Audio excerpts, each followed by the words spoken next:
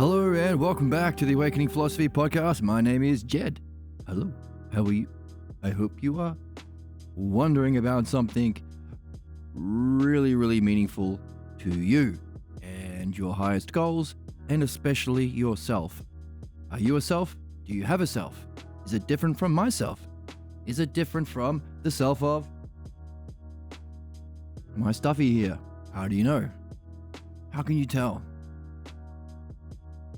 I hope you have a question like that with you in your back pocket as we jump into the Philosophical Midwifery book to discover what exactly is involved in removing our problems, or rather removing the false beliefs about ourselves that are unsuspected, you're unaware of, that limit our lives and block us in a special kind of way, causing our repeating cycles of problems and suffering, both individually and collectively as a race and also as a species.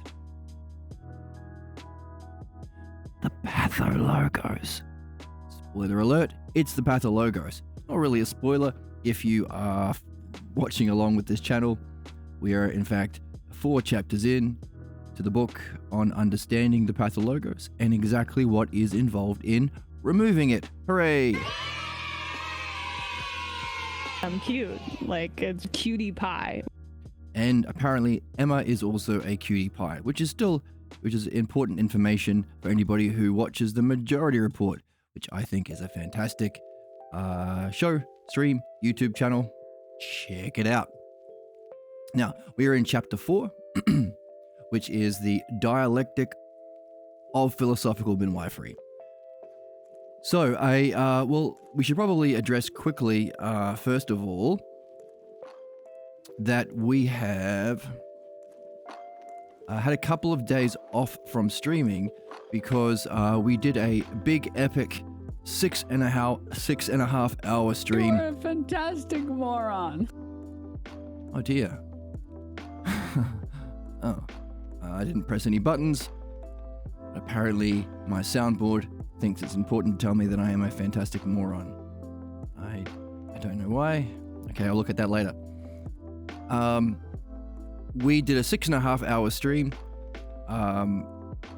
taking down the popular Twitch streamer Hassan Piker.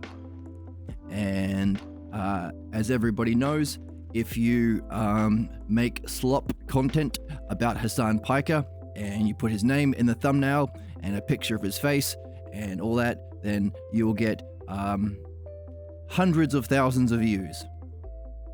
So that's what I did. So far, I have had 5 views, and the average watch length has been 20 seconds. So,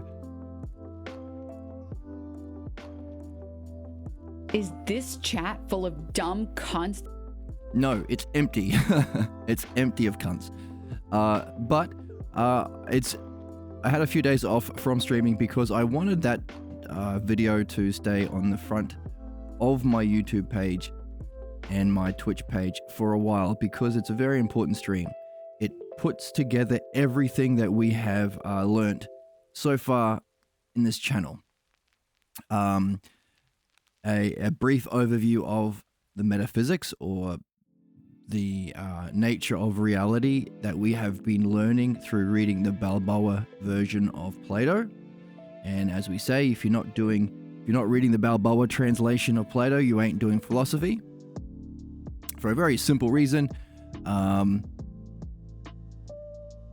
words matter. That's it. That's our tool, words. Actually, the Logos is a way of saying words. The Logos, of course, is what we are following, or we are seeking to learn, to understand, to see, and ultimately to follow as the universal, objective, understandable, thumbs up, and confirmable in our own direct experience paradigm and structure of reality. That's a lot of big words. What do we mean? Well, understanding the patterns of the world that we need to follow and be in harmony with if we want to live well and not get sick in all of the ways that we can get sick or have problems. It's our ladder to truth. and our highest goal. That's the logos. And one aspect of the logos is language. So the reason why we can learn and develop and we're not stuck in our problems, which would make it a very stupid and cruel universe to live in, which of course is against everything that we can experience and see if we're open to it. It would be a very terrible situation if we weren't able to improve and solve problems and evolve. Okay, the method through which we do that is the logos, and one aspect of that is language. We are able to do that because we have evolved to the level of being able to reflect upon ourselves, which is the fancy word ousia, with language, which is the logos. Right.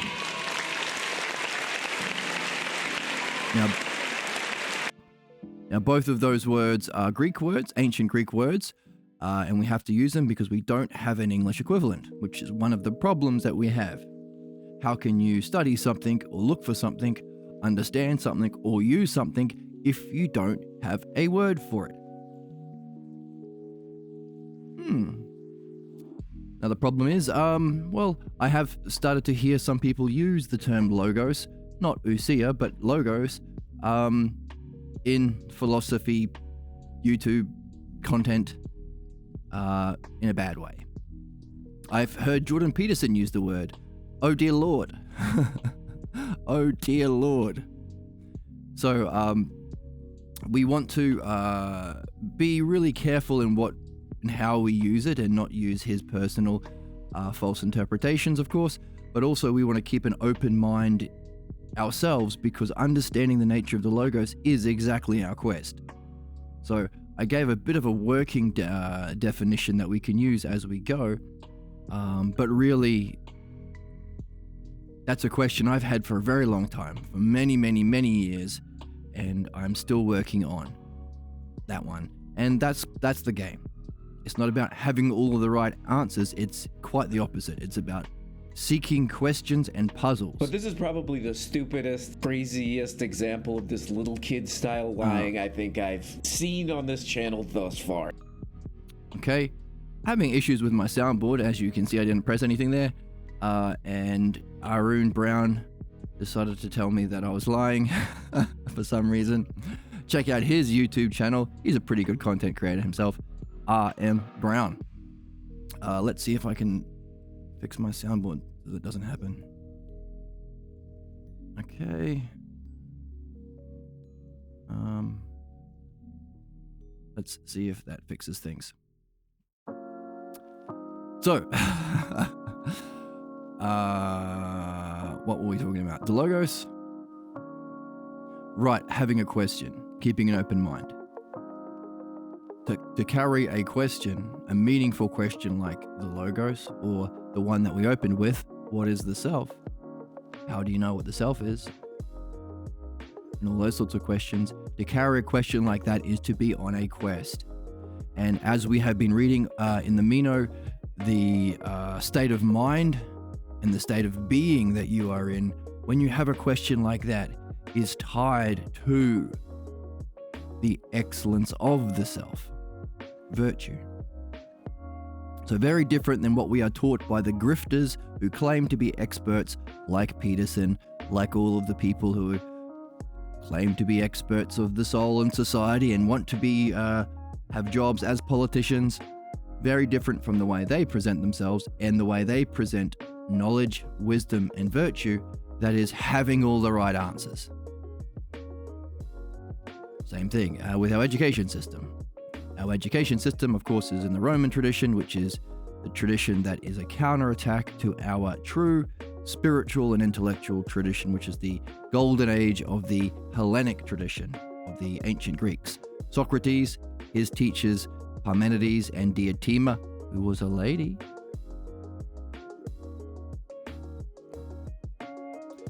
And those dudes. So when we say we're doing philosophy, we don't mean it in the way that the Romans use it or moderns use it, which is an opinion. This is my philosophy, says my crazy auntie or my racist uncle. No, that's not what philosophy is. There is not many philosophies, it's just one. That's the whole point of understanding something. Like when you go to a mechanic, he says, it's my philosophy, or it's my take on being a mechanic that I should put your tires on the bonnet of your car. That would be garbage. We would yell at him and we would demand our money back if we paid him money to be a ruler of our car. Similar with thumbs up. Hey, where are my sound drops? What feminists want is... Okay. I'm going to have to work on that before I get back to my sound drops. Haven't had time lately. Anyway, right. So, to suggest that philosophy is a manyness and anything goes, it's all relative to opinions. Hey, I like Kant's philosophy. Really? Well, I like Hitler's philosophy. Let's just meet somewhere in the middle and have... Well, I want 12 concentration camps. And you want 0? Well, let's have 6 and compromise. That kind of crap. No. Philosophy is just a singular thing. Sometimes it's distinguished as by saying the perennial or parent philosophy, but really it's just thinking. It's just using your mind to know your mind. Famously, the author of this book has said, hey, there is no Platonic philosophy. If you genuinely use your mind to know your mind, you will reinvent Plato. So that's neat because that means anyone can play. You don't have to have allegiance to this or that ruler, or this or that tradition, or that guy with the funny hat, or that guy with the religious mythology, or that guy doing the crusades, or that guy doing the genocide. You don't have to do any of that fucking shit. It's for everyone because it's understanding and it's true. As you would demand from your pilot, or your doctor, or your architect, or everyone, except for some reason people talking about the soul and the soul writ large society. And that's a problem that we have. That's the human problem. That's the human problem we are here to understand and address individually and hopefully as a byproduct, collectively as a society. That is, why do we accept that mature, rational way of understanding for flying a plane, doing medicine, fixing a car, but not for our soul and the nature of reality? So we let any old idiot be a preacher, or start a cult, or do a genocide in the name of his stupid beliefs, and equally so for politicians. Why is that? Why are those the two areas that we remain barbaric and immature about? Now, as we said, spoiler alert, it's the Pathologos. If that's the case, how do we understand the nature of the Pathologos and understand philosophical midwifery, the activity of uncovering, examining, understanding, and therefore removing that which binds us to our barbaric, immature problems. And so we have been learning a lot about what's involved in that and discovering, because we've been reading Plato again. Oh, finish that thought. Why is it the Balboa translation of Plato that we have to read? Words are important. Words are what we're reading. And if it's about looking for puzzles and questions, as we've been saying, you need, number one, the right words, the accurate translation of the real book to, number one, discover those questions, those twists, and also to have the material or the clues, you might say, to solve those puzzles. Like if you were playing Resident Evil and you come across a big gate and there's a picture of a skull and you have to put the skull key into it, but the developers didn't put in a skull key because they had some sort of problem, then you are stuck. How are you going to answer that? How are you going to get through that door? That's reading. That's what we're doing. So the Balboa translation accurately translates the words. That's why we say if you ain't reading the Balboa translation, you ain't doing philosophy. Because you're not finding the questions. Questions aren't there. The twists aren't there. And we've looked at, through the stream, we've looked at all the different ways in which a mistranslation of keywords and key phrases have prevented past people from being able to discover the questions. And we've seen equally so if the key terms, the highest terms, the ones that actually unlock all the doors, if they're simply not translated at all, then what are you doing?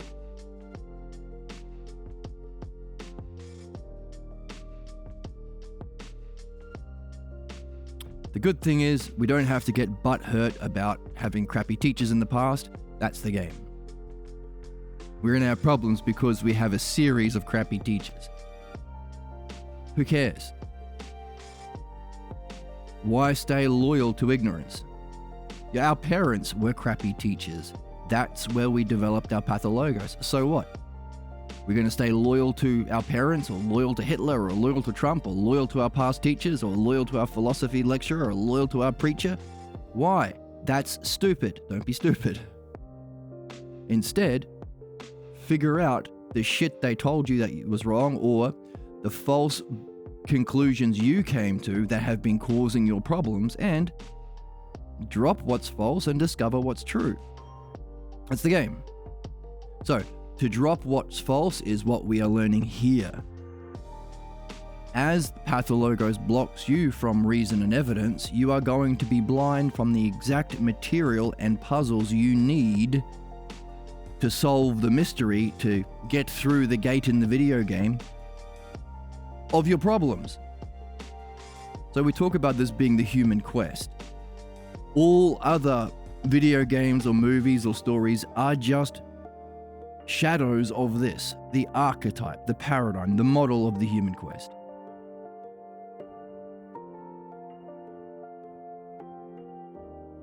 So you've got to remove what's false.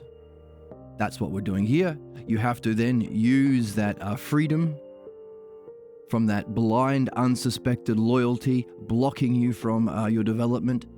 Use the freedom from that to go ahead and find what's true. That's reading the Balboa version of Plato or Socrates. Why? Because the author of this book is a master of the dialectic and has written this book, or dialectic, of course, the structure or the use of the logos, the pattern structure of the logos. This book is applying that dialectic to free ourselves from our problems. Socrates, of course, did the other thing. Actually, Socrates did both, but he didn't write it down, so his student Plato wrote about the other thing, which is using the dialectic to seek what's true. Now, also in this game, we do dream analysis because one of the issues to fully removing your problem is becoming aware of problems or aspects of your problems that you are specifically blinded to seeing. A block has to block you from seeing what you, if you saw, you'd be free of it.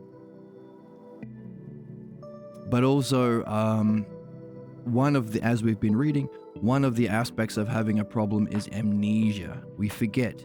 We forget elements of our past, and we forget elements of the origin scene that we are here to uncover, to go back to that scene and address our earliest teachers, our parents or parental surrogates, the god priests, those two areas that anything goes, right?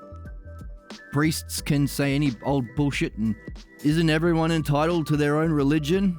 Hey, the Jews want to genocide the Palestinians. Who's to say that that's bad? Aren't we all that shit? Equally so, Trump wants to set up concentration camps. Oh, who's to say that that's wrong? Didn't he get a lot of votes? So those two areas in which we are immature and stupid are the soul and the soul writ large, or in society.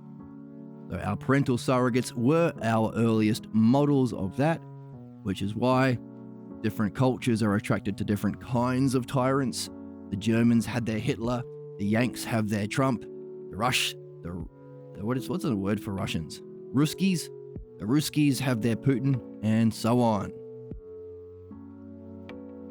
Our earliest models that are reflected in those leaders that we're attracted to and become blind dogs, irrationally loyal to, those were our parents or parental surrogates. And of course, that's why we have the Republicans and Trump calling Trump daddy.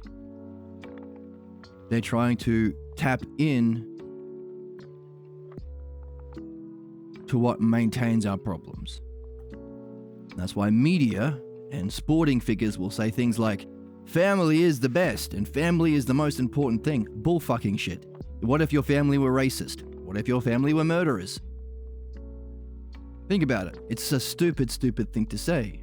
What's most important is truth and goodness and understanding and benefiting and developing a mastery of all of those things so you can help yourself and your fellow man and maybe even our species. That's what's most important. I don't give a shit what your parents say. And it's easy to see because imagine if I said my parents were most important. You wouldn't care. Like I don't care about your parents or my neighbor's parents. That's the stupidity behind this blind loyalty to our earliest teachers. That we only have because we were too young to use ousia, self-reflection, and logos, asking the questions. And so we walk away from certain key scenes when we were young, where we were crushed in the way that, in our own unique way, pathologos is universal. It's not personal, but we have our own unique expressions of our pathologos. We get crushed in a certain way, and so we walk away taking the blame. Oh my God, if I was being myself and that was the reaction from lovely mummy and lovely daddy who are the most beautiful, because you're dependent on these people, it's too dangerous to do otherwise. Plus we talk about the evolutionary history of this way of being as well. So we walk away taking the blame. If that's how they treated me and they're all knowing, I must be pretty stupid or wrong. Not only that, I could never have suspected that reaction, so there's something wrong with my way of thinking. And if this is the reality that I'm in which when I pursue my most important goals or I'm most truly myself, I get smacked down by reality, reality must be shit too. So our thinking, mind or reality, and the self, the first three hypotheses of Parmenides, the three we are to evolve into if we want to develop. These are the things that we have a false belief about that blocks us from that movement into those three hypotheses, those three levels of development beyond where we are at the moment. So, if we didn't put words on it, then how can we remember it? Like we said earlier, if you don't have a word for something, how can you use it? How can you see it? Equally so, if we didn't put words on the problem or the false conclusion, taking the blame from that earliest scene, how do we remember what we need to remember? So we can go back and address them properly and say, hey, you weren't actually being wise, good, just, loving. You weren't actually functioning as a mother or father, because a mother and father would never do this if you were aware of what you were doing and they were aware of what they were doing, the consequences of it, and why they were doing it. They were blind to, of course, having not gone through midwifery themselves. No excuse, but it's the way it is. So if we didn't put words on it, how do we remember it? That's an issue. Which is why not only are we doing midwifery and philosophy, removing what's false, seeking what's true, we're also doing dream analysis, the guide for both is our dream master. So the support, the direction, the clues, the alerts, the reminders, things we may have missed, things we may have seen but not acknowledged the importance of. All of those things we get every night we go to sleep in our dreams. What's fascinating is it's the same method or dialectic, same method of reflection applied to all three. To what's true, what's false, what's true, what's false, and what's both. It's the dialectic. Your dreams are not literal, but you can unpack the meaning of your dreams if you apply the dialectic to it, which is what we've been learning on this channel too. Now it's the same dialectic. So in our last video, we went through an understanding of the dialectic, an understanding of those three aspects of what we do. We went through a reflection on the three levels of reality, the world of becoming that we see with our physical senses, and we can have opinions about. The world of pure being, which is the subject of philosophy, which is eternally true, which is universal, which we experience through the sixth sense, ousia, as it is ousia itself. And beyond that, oh, by the way, that's the second hypothesis of Parmenides. And the first hypothesis, or what is beyond and the cause of even that. So those three levels, we talked about how they each have their own cognitive faculty that is able to perceive each of them that we have. So we're going through an awakening process, and also a remembering, because we have a self, which is the highest level. We had an experience of being, allowing us to recognize things like beauty and justice, even though we never see them physically, but we see them as adjectives, not as nouns. So it's a remembering, a recovering, reawakening process that we are going through in our learning. And we pointed out that even though there's a different cognitive function attached to each of them, you can apply understanding to all three. In fact, it's through understanding that we progress. And in doing so, we climb the mountain. We understand what's involved in that progression, while also experiencing it, so we gain understanding and experience, which is both needed to be able to function with it as an art or a skill. A skill, but if you use it to benefit, we can call it an art. Because a true art benefits the subject. So unlike the way that politicians think their skill of governance is to benefit personally by making lots of money or raping lots of children, or should I say that on YouTube? The President Trump does it, so it's just the truth. That's not really an art. It has to always benefit the subject. So if that's the case,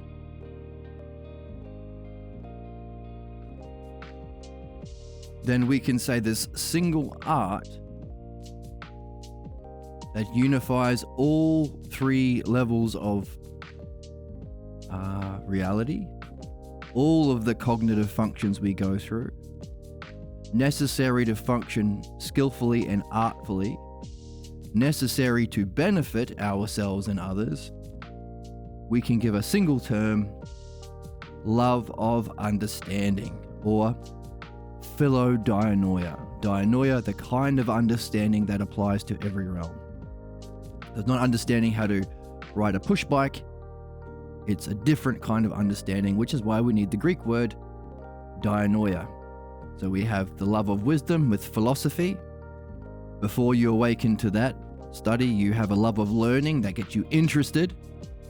So the sorts of people that we tend to reach out to and share this information with are people who already have a love of understanding, but applied to the physical world, understanding the nature of problems, understanding how to help people, sharing that understanding with the world. That's what Socrates calls love of learning, or philomethesis. And if somebody like that runs into somebody like the people here on this channel, and they also share their understanding with them, their vision, what they've gone through, then they might awaken them or invite them to transition from a love of learning in the physical world, philomethesis, to studying, applying their love of understanding to understanding the realm of being, where the true things live, the universal truths, beauty itself, justice itself, the things you need to have an understanding of and a direct experience of to function artfully. Just as a doctor needs to have a model of the healthy body, has a vision of that, as well as an understanding of the parts, to benefit his patients in medicine. Equally so, if we want things in our world like justice or beauty or truth, we need to have a direct experience of that.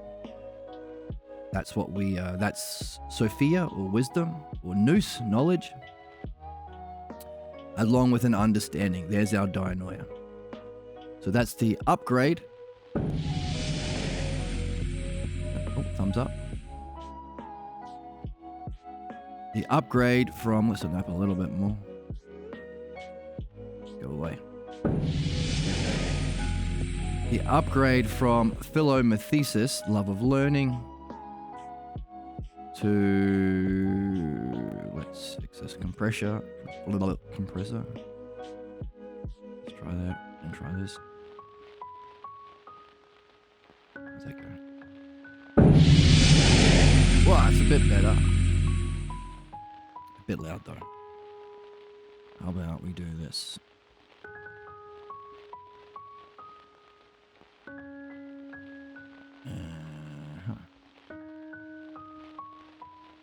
No, that's the wrong thing. Whoopsie, whoopsie. That needs to be 2. And that can be down low, that's fine. You want the compressor? What the hell?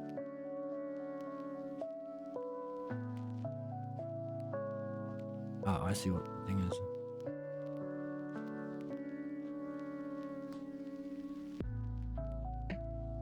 How's that? Whoa, that's way too loud. I apologize for that one. Back down here.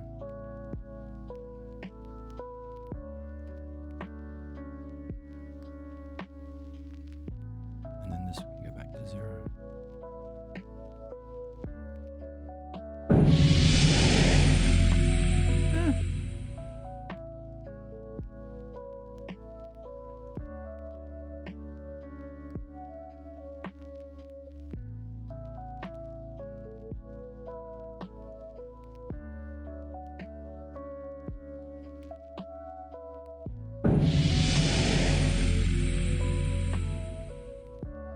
That'll do.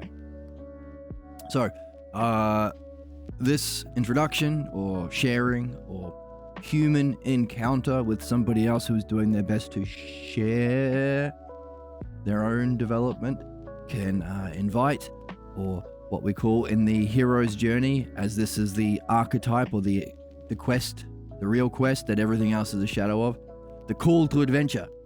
So Gandalf coming into the Shire, saying to Frodo, "Hey Frodo, you're a wizard, Harry. You're a wizard, Harry." And then Frodo says, "I think you've got dementia, Gandalf. I'm not Harry. I'm Frodo. And I don't see how I'm a wizard."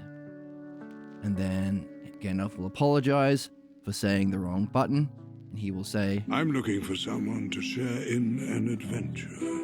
there you go. I'm looking for someone to share an adventure. The call to adventure. Or the call to the quest. Hello, welcome. Welcome to the chat. I hope you're having a curious, wandering day. So that can awaken somebody to the possible existence of there being a truth, which may be something that they have never thought about before. No one in their life maybe has ever come across their path and said, hey, you know how we say it's all relative to personal opinions? That's garbage. That's just something that happens if you've only seen the world of becoming through your physical senses. But hey, what about these questions? And then they can use what they have they've learnt so far of the dialectic to ask them questions about their sense experience. Ever notice a beautiful thing? Ever noticed two beautiful things? Ever wondered what might be the cause of two different physical things that are beautiful? And there are many dialectics like that, and we learn about those and by reading the Balboa translations of Socrates, because he has lots and lots of them. That's one of them. That's one tackled in the Symposium. The yoga or the spiritual method of beauty, through the dialectic, of course. And as this is, again, just thinking, we can say it's the spiritual method. So you don't have to pick teams. I'm Buddhist, I'm Taoist, I'm a Sufi, I'm a Muslim, I'm a Hindu. No, that's baby brain. Why? Because understanding can be applied to each of them. You can understand all of them. Belief is different, because belief isn't about truth. Can be sometimes if you're lucky, but usually it's not. I believe Taoism is the only way, or something like that. Who cares what you believe? Understanding it can be applied to each of them. How? Well, if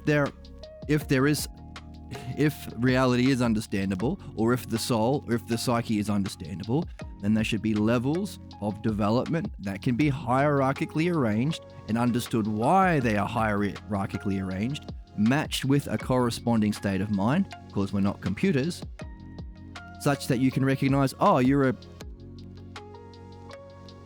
Protestant mystic, this is your way of thinking. It's here. Here are the states of mind that accompany that way of thinking. Oh, you're a nihilist? Then you're here. Oh, you're an empiricist? You're here. You're a Buddhist? You're a Taoist? That's the significance of understanding. No one's left out. And anyone can play. You grew up Catholic? Oh, great, you can understand. You grew up Muslim? Oh, great, you understand. If you can understand if you want to. If you are going to stay loyal to your beliefs, there is no way of proving your belief to be the right one. That's why we have crusades and genocides and baby brain horseshit like that. Understanding doesn't fall into that trap. It's universal, it applies to everything. That's why it's fun. Where's the joy? Where's the whimsy? Where's the childlike wonder, dude? You don't have to be afraid. You don't have to be kept in fear and ignorance and have intimidation and all that sort of shit. You can just have fun. We can live in a fun, joyful, whimsical world based on a shared love of understanding, philodeinoia. That's the art. That's our inheritance. But we have to also understand the counterattack, which again is an object of understanding. That's the pathologos. That's our Roman counterattack to Socrates. We killed Socrates. We can't afford to make that mistake again. So we have to do understand philosophical midwifery as well.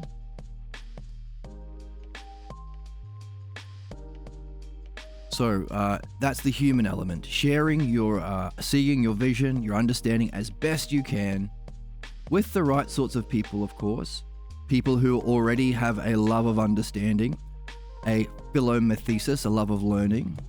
Say, hey, well, I've already given an example with the beauty thing. That can upgrade people from the love of learning to the love of wisdom. But even then, you don't want to get stuck on the second hypothesis or the experience of mind itself. We want to go beyond that, which again requires understanding. Understanding, dianoia, self-reflection, ousia, on your greatest experience. with language, logos, through a certain kind of structured reflection called the dialectic, allowing you to go from the love of wisdom, philosophy, true philosophy, to the love of self, or the state of being self, philophronesis. So we went through all of this last time in a big 6.5 hour video, which I've posted on YouTube, reviewing and covering all of this, unifying it all together into the single art that we are here to do. So, if we need a unified way of being that isn't Zionism based on genocide and ignorance, or MAGA based on, well, yeah, same really, but a way of being based on what is universal, applies to everyone, everyone can play, it can be used to benefit, it is what is used to benefit. But hey, if somebody's at the level of groupthink, this can be a group way of being. If them racists and sexists like hierarchical arrangements because they want to be at the top of a hierarchy, they can have a hierarchy. That's the hypothesis of Parmenides. Only it's a hierarchy recognizing and celebrating people's level of development within a shared way of being, the human way of being, philodianoia. So that aspect, that crucial aspect, the sharing aspect, the reaching out, because there are some levels that people can get stuck in, and there are some levels that require another human being to say, hey, here is a new game. I know you're only used to the physical world, but there is this thing. There are these strange people who are doing this kind of thinking or having these kinds of experience. Why don't you jump in and play as well? And we talked about nihilism as an example. Nihilism is a certain level of thinking and accompanying state of feeling or state of mind that requires another person to engage with them in a certain kind of way to wake them up out of it. That's the human thing. So we can add to philosophy, midwifery, and dream analysis a sharing, a necessary sharing of wherever you're at, mythology. We call it mythology because you can use it in art and creation, but you're using it as a metaphor or an allegory, a metaphor, analogy, to communicate what you've learned about the dialectic, about philodianoia. So those are the 4 aspects of the art. We went through it all, and we also gave a demonstration of that which we were defining. So we looked at a clip of the Majority Report. I'm too pure. Where Emma from our soundboard was there. The more holes, the better. Which she loves to say. And she was interviewing, or her and Sam were interviewing Hassan Piker, the famous content creator / leftist / Twitch streamer / used by slop creators to get clicks person. And we looked at that conversation in which they were sharing their highest understanding about what's most meaningful. That's necessary. That's excellence. That's the level of excellence and integrity that's required. About the physical world. So these are examples of people philomethesis. Doing all the things that we're saying, state of mind, understanding, sharing it with words. No dream analysis, of course. But about the physical world and about their personal opinions and beliefs, that's philomethesis. So these are the sorts of people we need to reach out to, but also the people who we are more likely to help. So we gave a demonstration of that by listening to that conversation, not adding or subtracting from his words, listening to his logos, his words in that reflection to recognize what level he was on, what level was the problem that he was trying to diagnose, and being able to judge his solution or his prescription or his remedy, to see what level is the remedy on, and using the model and philodianoia to judge each of those things. And of course, we recognize that as well-intentioned as he may be, it's not going to work. That prescription can't work.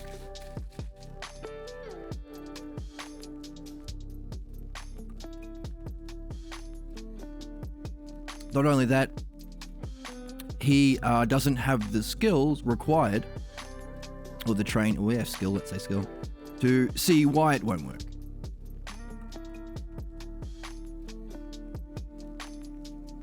But we demonstrated what would be an art, what would be a better diagnosis of the problem and a better kind of prescription, or rather, what we demonstrated is what would be needed for him to more accurately diagnose. He wasn't far off the mark, but needed more accuracy, and what would be needed to diagnose what is required to make a change. He can't make a diagnosis. He lacks the art. Like a doctor, I recognize you're missing an arm, and I know enough about human bodies and the model or paradigm of a healthy human body to recognize humans should have 2 arms. But I don't know enough about medicine to offer a prescription or exactly know more about the ideal to say, maybe you're missing an arm and a kidney. Kidney is a bit too specific for me. I'm not a doctor. I'm really stretching the metaphor thin here. But we demonstrated what we've learned applied in that artful way. Now, the idea was to get 100,000 views like other people, and I used a very awesome thumbnail and very,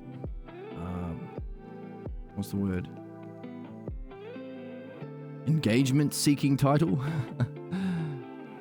No luck as yet, but I think that's par for the course. It's only a certain type of person who could get interested in that kind of content, and only a certain type of person who will stick around for the whole thing. Of course, if they do, they'll benefit. But I don't know. I guess that's out of my hands now. But if you're a friend of the guy, say, hey, there's a 6.5-hour video that summarizes all the work we've done and offers some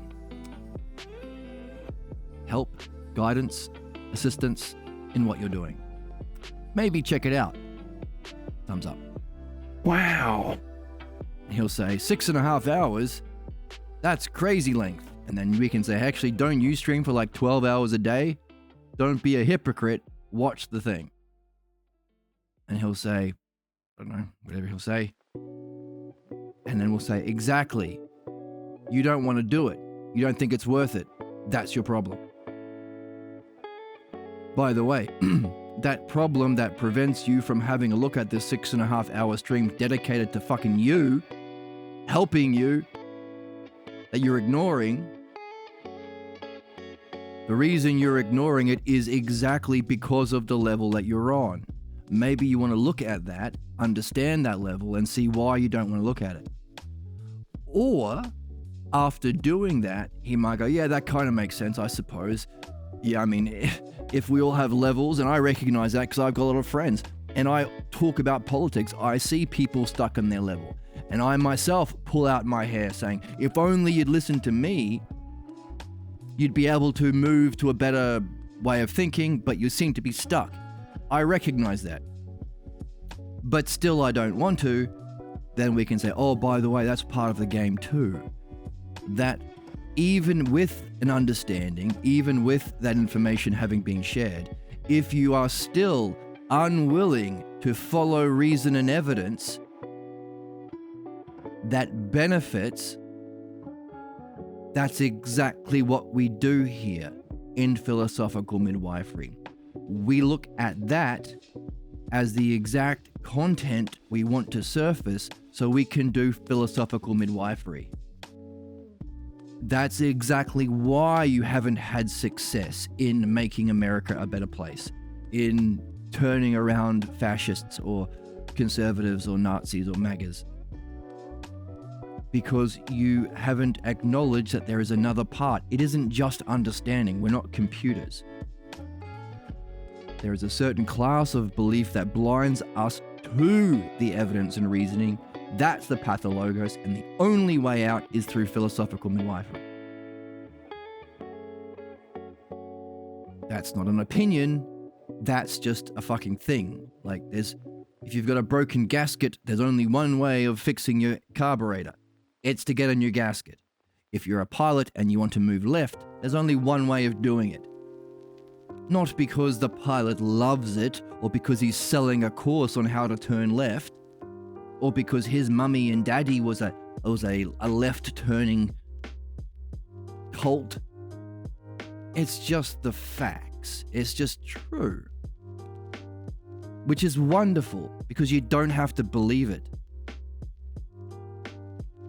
To be in the game, you have to trust for a while until you can turn that trust and openness into actual understanding by seeing how and why it must be so. But even then, that's still a hypothesis. It's just a likely story until you confirm it. You turn your plane around.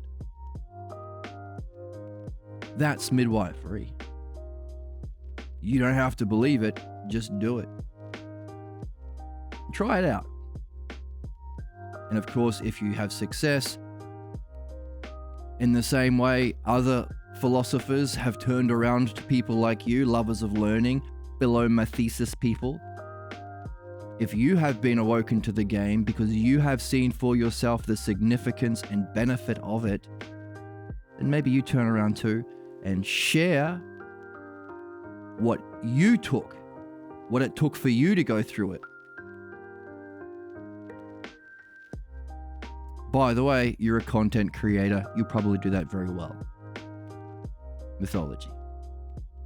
So all of that was in the last one. So if you're just tuning in to the channel and you notice there are a lot of videos on this channel and a lot of playlists, and you want a crash course, check out that video. It's titled Hasan Piker something. So you can search for Hasan Piker. I think it's Hasan Piker Gets Owned by Philosophy. Or something like that. Check it out. 6.5 hours. But I don't know. If you can think of, if you have a complaint about it not being entertaining enough, then make it entertaining. Make everything in that video your own and mythologize it. Share it. So, a review of where we're at and where we are right now is chapter 4, which is going through those stages of philosophical midwifery, which is new and unusual for a lot of people, but necessary because it's simply the skill and art of solving human problems. What we are living through now is an age of what happens without it.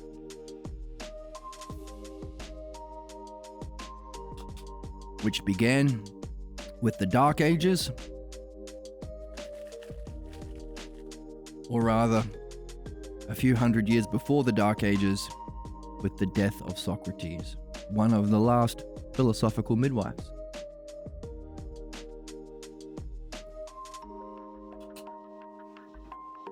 So, let's turn this ship around, shall we?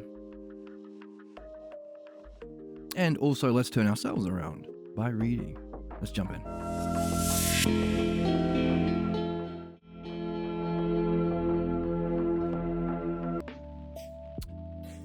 Okay, so, I was just saying, anybody in the chat or if you're watching the video recording of this, you can join the Discord. You'll get a notification when we go live, or you can follow on Twitch and YouTube. And if you do, you can jump in on the chat and ask questions or make comments or make jokes or give cooking tips. I learned a lot about cooking today on another stream that I enjoy. Or share emojis.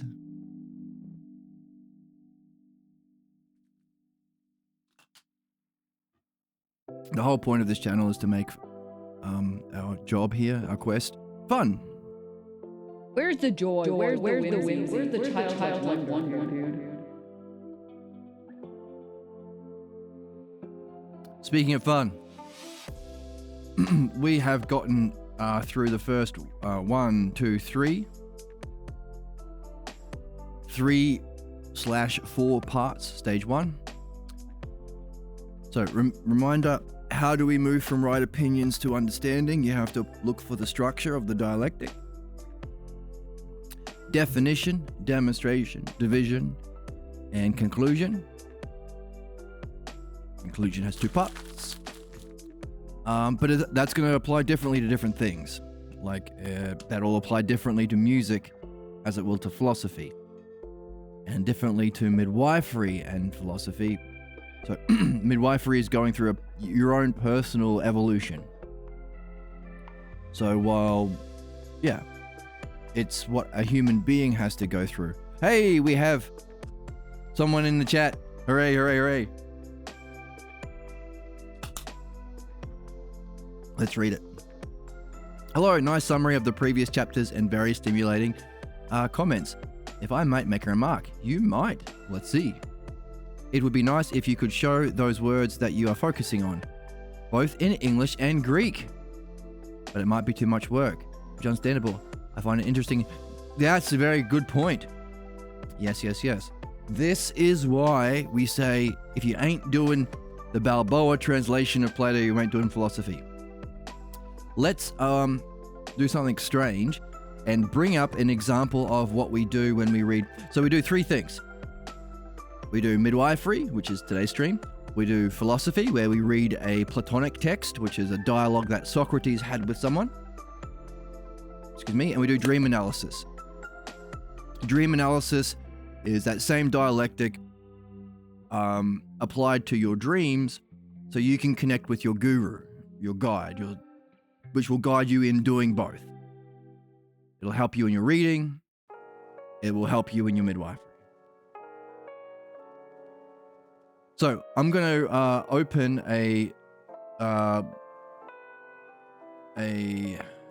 Platonic text. Are there any particular words that you are most curious about that we could look at?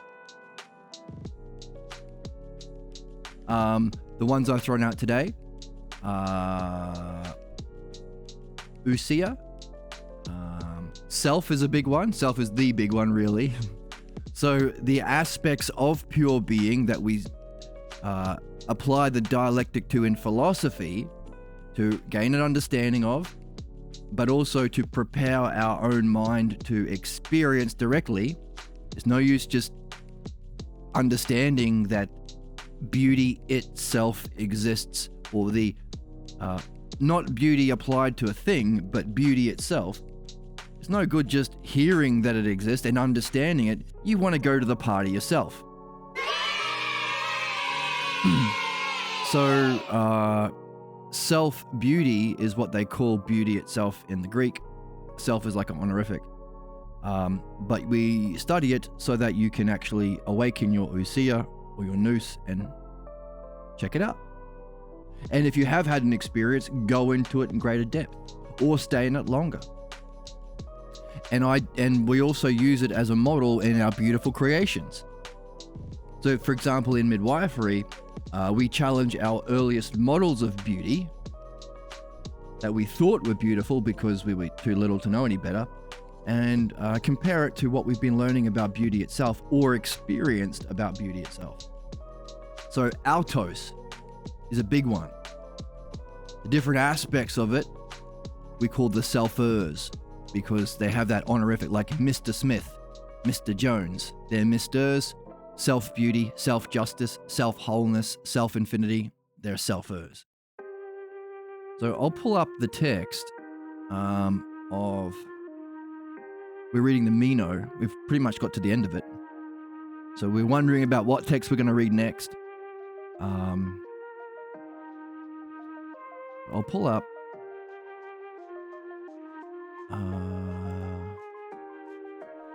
I'll pull up the Meno so you can see any of these words that you're interested in for yourself.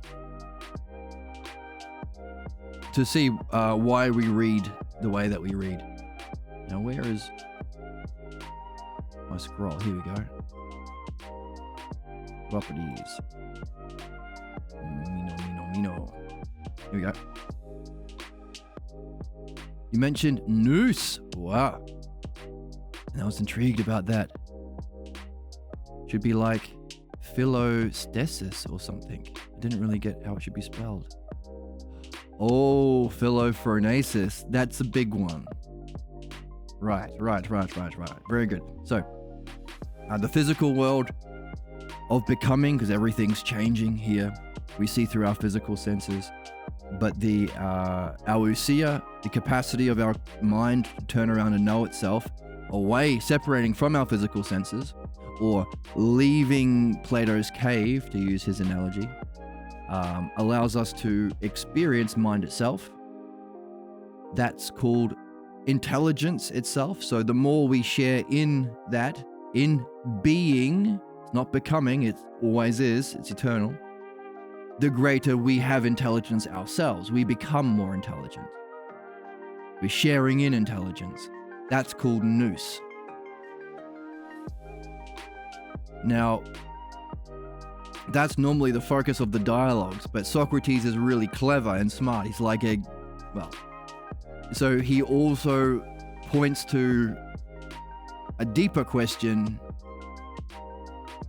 what's beyond nous? That's the Greek word phronesis. Points to a state of being beyond even being, which is one of the great puzzles. Which is one of the puzzles in the Meno. The Meno asks the question, can you learn excellence? And we had to go through a dialectic to see that learning is remembering. Remembering our object of knowledge, nous or ousia. But if all of the aspects of human excellence, like beauty, knowing justice, courage, wisdom, keeping your cool, if these are all aspects, eidos is the Greek word. Are you really excellent if you've only got a part of it? So how do you have the whole thing? You have to go to a higher level of whole. But if that's the object of knowing, that you can learn, that education should be about, how do you learn to remember that which is not an object of knowledge? That's the big puzzle. So let's look for... So you see it here. Here we go, here's an example. So as we read the Balboa translation, he translates a word that's never translated before this translation. Self. The big one. It makes philosophy real and meaningful and personal. You are a self. You're interested in yourself. You're interested in your problems. That's why we do midwifery. But aren't you curious to know what the heck you are? Where you were before you got here? Where you're going next? What you should be doing here? So we see the word here in the Greek.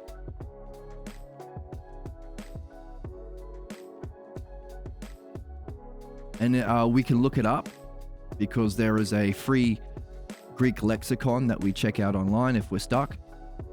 So we can also learn to recognize certain Greek letters as we go. Like this letter is A in English. That's a U. That's a T. It's an O. Alto, which means self. Now, if you are an eagle-eyed listener, an eagle-eared listener, you might recognize that I've used self in a lot of different ways already. I've used self as the honorific to refer to the aspects of nous, knowable, beauty itself, that's knowable, self-beauty, self-justice. But I also talked about the level beyond being the self. But for the Greeks, self also can refer to the specific thing in the sentence. Itself. So that's the importance of reading the Balboa. Every time you come across this word, you have an option to play. Do you want to read it in the mundane? All previous translations have only ever translated it as itself, the most mundane. Of course they have. They didn't have midwifery. And they didn't anyway. But you can take that exact same sentence and elevate it. This is the twist. This is the puzzle. Because self... Now, Meno probably only means it in the physical world, because he's a schlub, a regular old Joe. Socrates doesn't mean it in the physical world. But of course, if you realize that there's a level beyond being, you can read the same sentence in a third way. Altos. So, 44, which is about, I guess, close to the end. This is a good sentence. So, in the middle of a conversation with Meno about what excellence is, or virtue is, self-virtue. Notice, to talk, it slips into my language. You need this language, otherwise you can't really do it. When I say self-virtue, I mean not the virtue of a horse, but kind of the excellence of a horse. But not just everyday virtue like, oh, that guy who lives at the end of the street, he's a really nice guy. He's a virtuous guy. He goes to church on Sunday and he gives money to the homeless dude at the pub, whatever. No. Self-virtue means the highest expression of virtue. That's the that's the honorific. But also, it contains the idea that, hang on a second, this is about us, the self. But hang on a second, it's for everyone.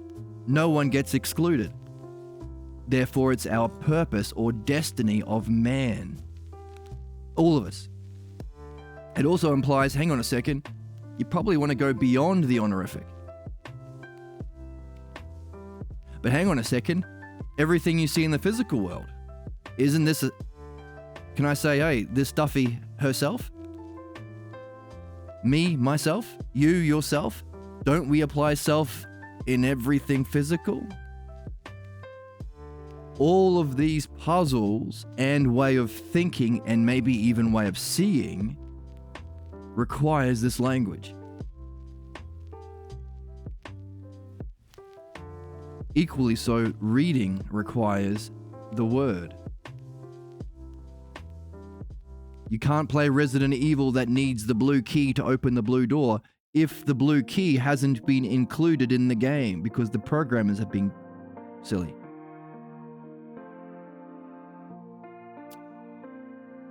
Accordingly then, we agreed that self, what's the subject of the sentence? Virtue.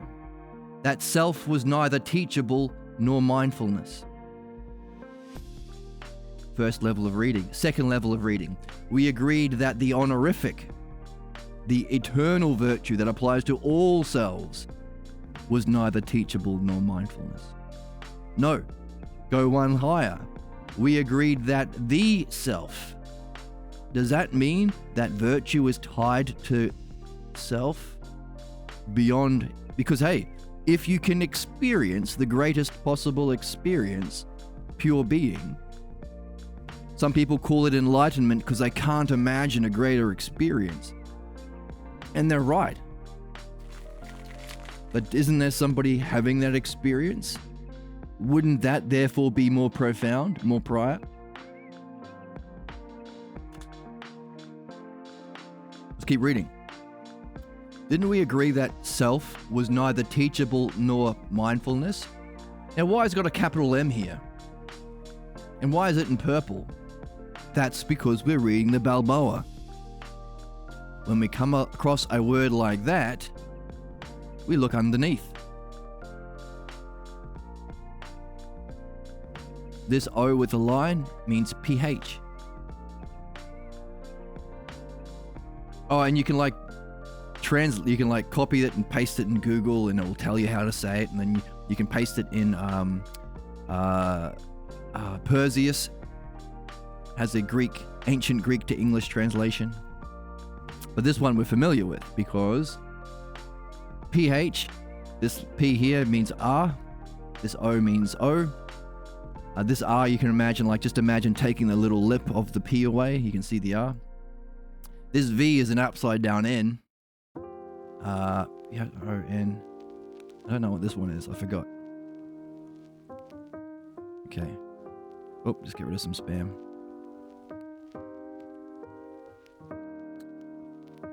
But we have enough to recognize, oh, this is phronesis, P-H-R-O-N. And this ending is the specific instance of the phronesis in the sentence. So our translator says a mindfulness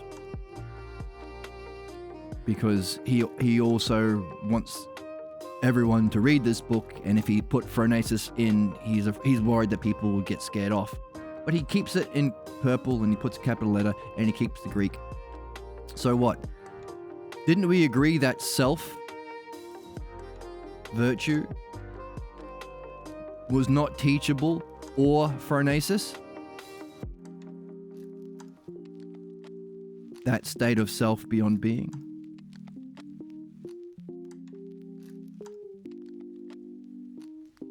Meno says very much so. So if you've been reading along with us, we have to judge how well is Meno following the conversation. And Socrates says, but didn't we agree that self was indeed good?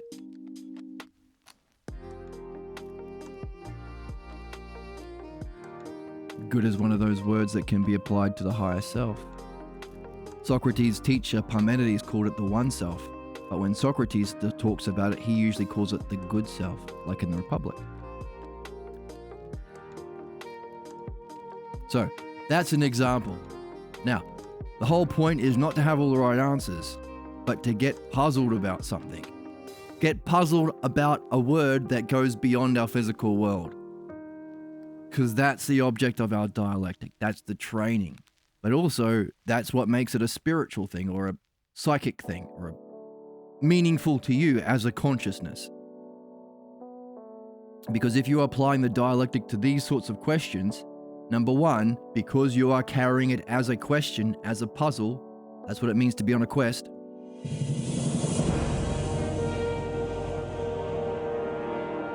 You are using your highest understanding, the dialectic, whatever level of understanding you have of the dialectic.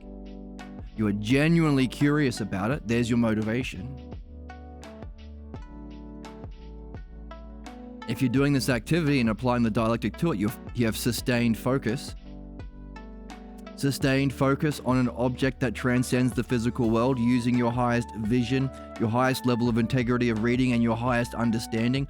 Formally, these are the conditions for meditation.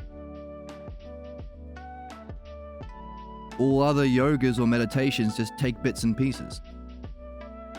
Like a koan will give you a question, but not about this. What is the sound of one hand clapping? That kind of thing. Some meditations say, hey, focus on your breath. There's your focus. But what about all the other stuff? So it's the archetype of meditation itself, meaning it's not just a learning tradition, it's the paradigm of spiritual development as well. So these questions you have about any of these words, keep them. Don't let me destroy them. Carry them with you as you read, as you stay with this channel. Share your questions with your friends because I'm looking for someone to share in an adventure. It's not a one-person game. You can share the same quest. That's an example.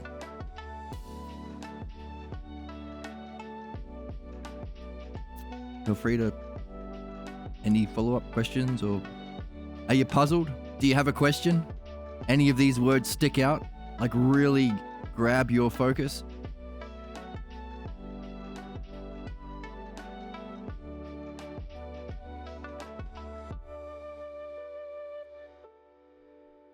That's the game. And if you're reading the Meno, we would wonder, is you saying that you'll try your best, is that excellence? Because Meno came along and said, you know what excellence is? It's being good to your friends and hurting your enemies. Like a MAGA guy would say, or a politician would say. Is that excellence? How does what you say, I'll do my best, how does that relate to excellence? How does that relate to phronesis?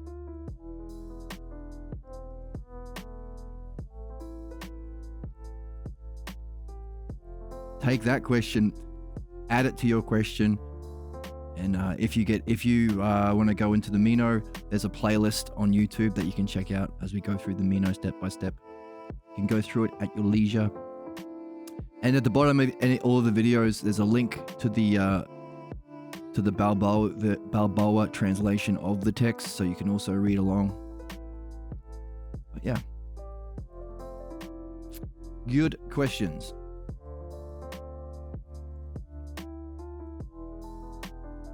What is midwifery? I'm not a native English speaker. Maybe native English speakers don't get it right away. Get it right away. No, they don't. So, Socrates coined the expression. He said in one of the dialogues, he said, "My art is like my mother's art." His mother was a famous midwife of babies. A midwife is someone who helps judge whether or not a woman is pregnant, helps them go through the pains and the process of giving birth to a baby, and can judge whether or not the baby is a healthy baby or not. He said, by the way, there's another aspect to that art. Matchmaking. Being able to pick the right people who should meet up to give birth to the best kinds of children. Anyway, my art is like that, but better. Way better. Because I don't give birth to babies. I don't help in the delivery of other people's babies. I help in the delivery of other people's ideas.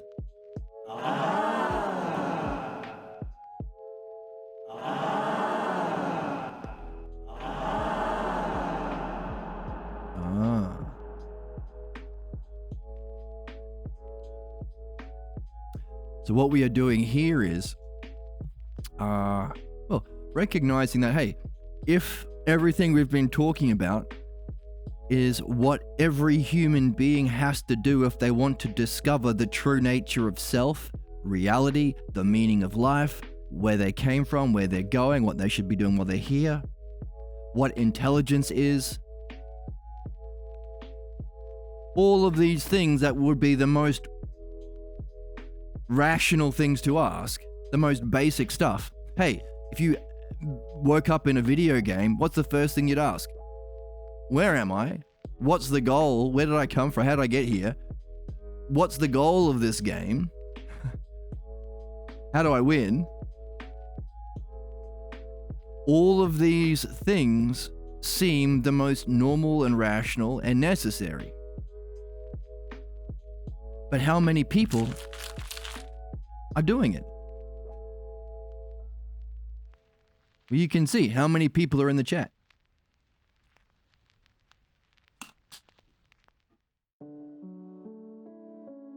It's a big goose egg. A big zero. Why? Why are we not asking, why do human beings, we're all in the same predicament.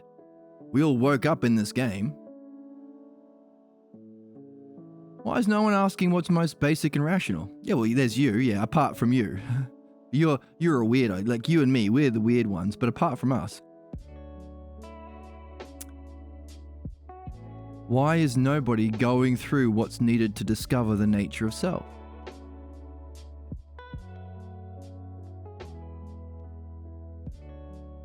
Because everybody thinks they know what it is.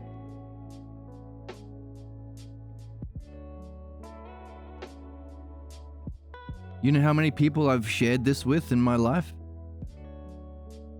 You know how many people got interested? Compared to how many people got pissed?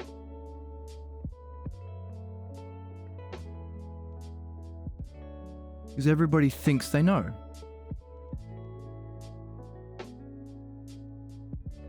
How can you learn? How can you go through the process of discovering something that you already think you know?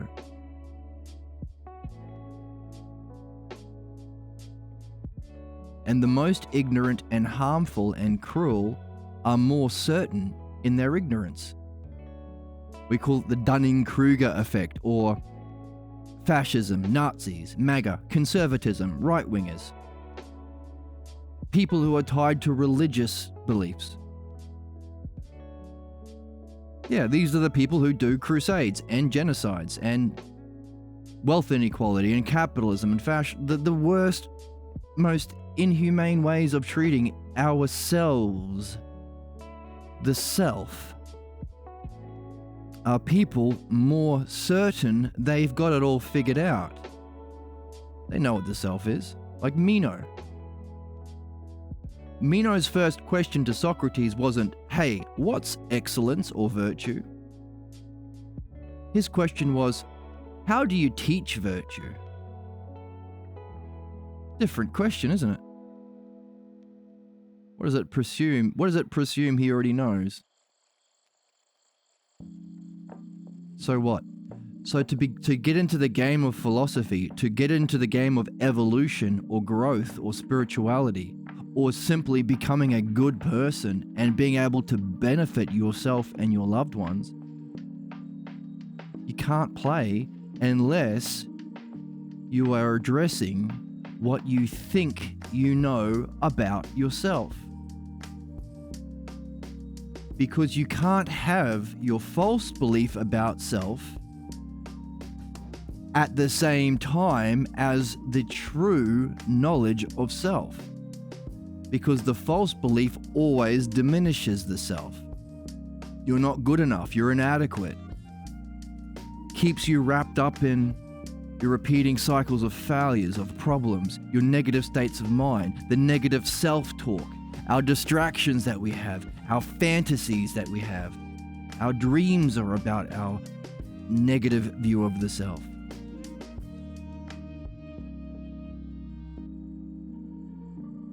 Yeah, that's right.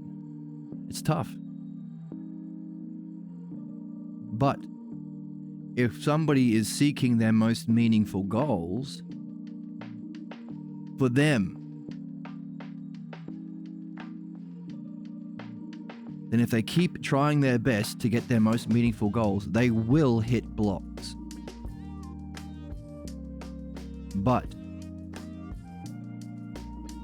it's that motivation to reach your most meaningful goal, along with hitting your block, that gives you the stakes, gives you the stakes to go through this sometimes challenging, sometimes difficult, but always fun and interesting game of discovering your unsuspected false view of yourself that blocks and limits you, understand why you've been carrying it, and to go through the process of purifying yourself from it.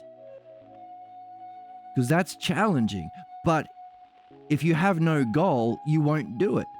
It's easier to have a loser mentality for losers and just sit back and do nothing, or toe the line. Go along with the flow. Join the many. Become one of the sheep. Become an NPC. Do what mummy and daddy says. Get a nice pat on the head. Become a preacher, just like the same preacher who fed you your horse shit. To stay in the realm of your stupid opinions. Go knocking door to door. These are my opinions about Jeebus. Who gives a shit? Hey, welcome to the chat. You come at a good time. I'm in the middle of a rant. But if you are seeking something that's meaningful to you, then when you hit the block, you'll have something. You'll have a reason to awaken your will, to trust in the process, to keep an open mind, and to go through what you need to do to remove that block so you can reach your goal. That activity of removing the blocks to our most meaningful goals, that's philosophical midwifery. At the root of it is a false idea of ourself that keeps us bound to our repeating cycles of failures and problems. Not only that, it blinds us from any reason or evidence that shows us that our beliefs are false, that our conclusions about the world are false, that our prediction about what's going to happen, I can't do this because this will happen. It's wrong. But it keeps you wrapped up in a self-fulfilling prophecy of self-sabotage. That's called the pathologos. So here's the rub. If you don't know you have it, and it blinds you from any reason and evidence that shows you that it's wrong, how do you get out of it? You can't get out of it with philosophy. You need to be having your nose in a philosophy book at the same time. That's part of the game, because that's a meaningful goal.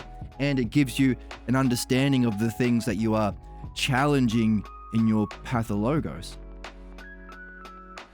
Philosophical midwifery is the method of freeing yourself from what binds you to your chains of ignorance or fate. You're fated. It's like your life is you're like a zombie or an NPC. You're on train tracks.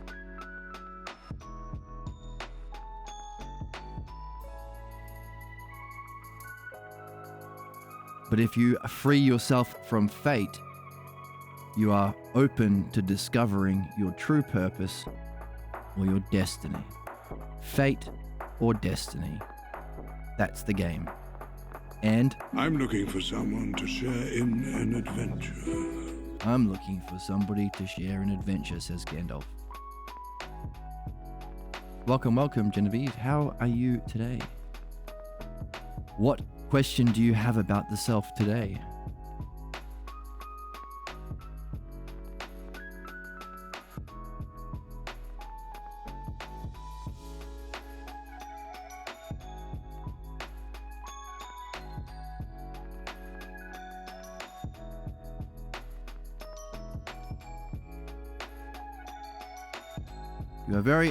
You are making a really enlightening read of Plato. A nice idea to focus like that on a thinker system. Try and dig in and try and get as much as you can from it. Yeah, that's right. It makes it personal. By having the word self, it brings it to life.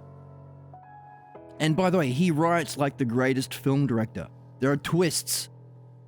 It's like a Christopher Nolan movie, if you've ever seen Inception or Tenet, maybe even Fight Club. It's like twist. Fight Club's got an obvious, it's got a less obvious twist in it as well. It changes from, listen to this. It changes from summaries of one thinker after another that we often find on the internet. That's it. That's it in a nutshell. Well done. Where's my cheering?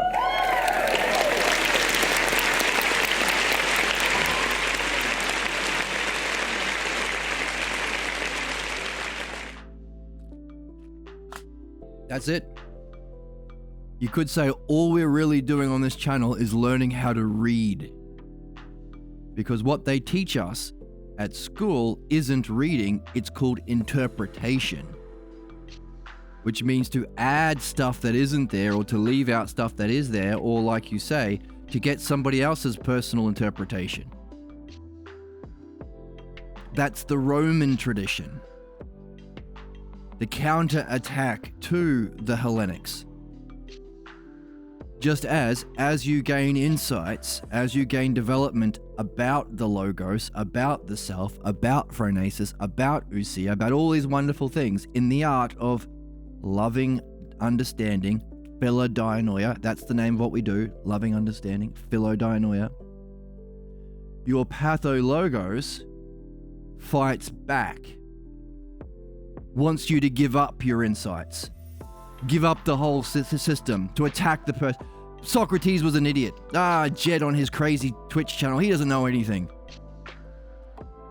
He doesn't even have a big white beard. What an idiot. That's the counterattack. That's part of the pathologos. Our Roman tradition is a counterattack to Socrates, to the Logos. We literally killed him for helping us, for giving us what we need to solve our problems and reach our highest goals. At school, they don't teach you to read, they teach you, here's somebody else's opinion. What's that? That's fucking religion. Religion is to blindly follow the personal opinions of some authority figure. That's why at colleges, there's no meditation chambers, there's no meditation halls or this kind of discussion and fun. There's one person, the professor, professing the faith to the pulpit. And you sit in rows and you sit quietly and you never ask questions. And you do what you're fucking told and you give the opinions back to him. Otherwise you go to hell or you don't get your diploma. You're right, you don't read Plato, you read some other dude's interpretation of Homer or of Plato or of Socrates. Faith, blind obedience to some authority figure, which is fucking crazy because our development is to go through stages of cognitive development. Our evolution is through ways of thinking. You start by imitation. Most people get stuck there. They imitate mummy and daddy. That's the pathologos. But if you become open and curious and you awaken some motivation and trust and your own will, the stakes, then you can read for yourself and start to collect right opinions. Right opinion is better than imitation. But right opinion is a great guide. Like I can give you the right opinion on how to get to LA and you'll get to LA, but you want to make it your own. That's the movement from right opinion to dianoia, philodianoia, understanding. That's where the dialectic comes in. But even then, you want to confirm. See, dialectic or dianoia shows you why it has to be right. Necessarily and beautifully so. And also the absurdities that follow if it wasn't the case. That's funny, humor. To take the other position and see the craziness that follows, and you can have a laugh. But you also want to confirm your understanding in experience. Get to the party. Free yourself from your problem, reach your most meaningful goal, and turn around and midwife someone else to show that you can experience a mastery of your understanding. Image thinking, right opinions, understanding, knowledge, or nous.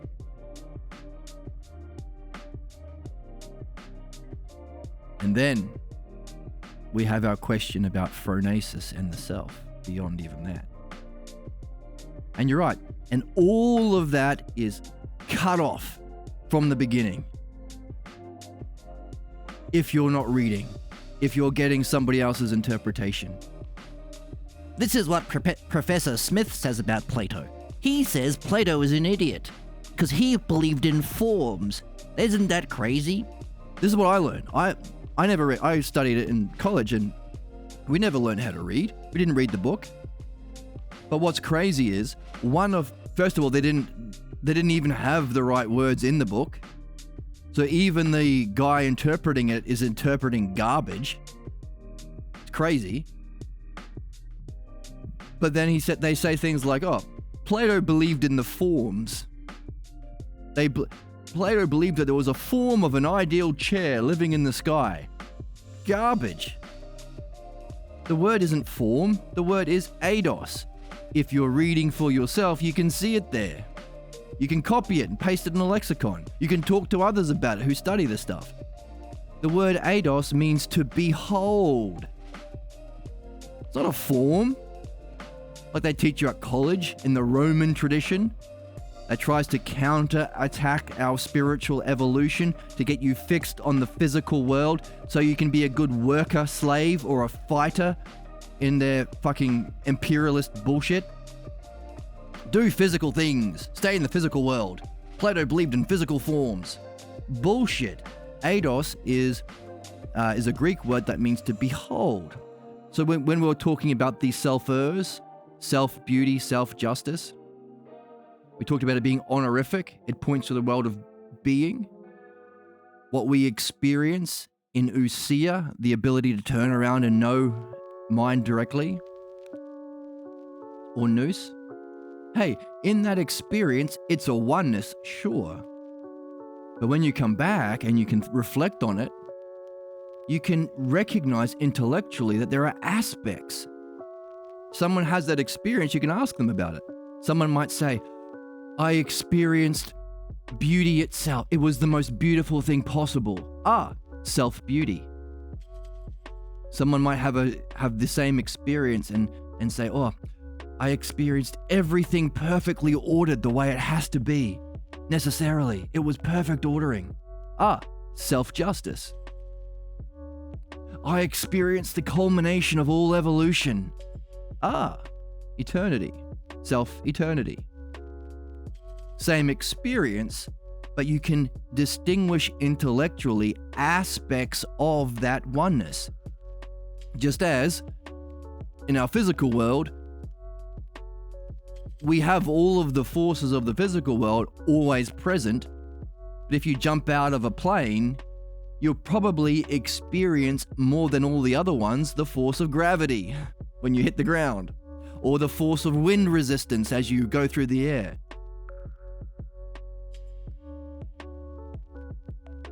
And then you might want to ask the question, hang on a second, is there a deeper aspect? What's more profound, beauty or justice? What has to come first? Can you have a beautiful thing that isn't just? Can you have a just thing that isn't beautiful? These are the questions we ask in philosophy. None of which you can do if you have the word form. In other words, that simple mistranslation cuts off the fucking entirety of philosophy. Philosophy, love of wisdom, is the study of the eidos, of the aspects of being. Nailing them down in our understanding, in our dianoia, in our dialectic. Wondering about which is prior, what causes what. Ranking them, understanding them, that's understanding. Going into it in greater depth. Seeing the implications. Hey, by the way, does every politician say that they know what's justice? Yup.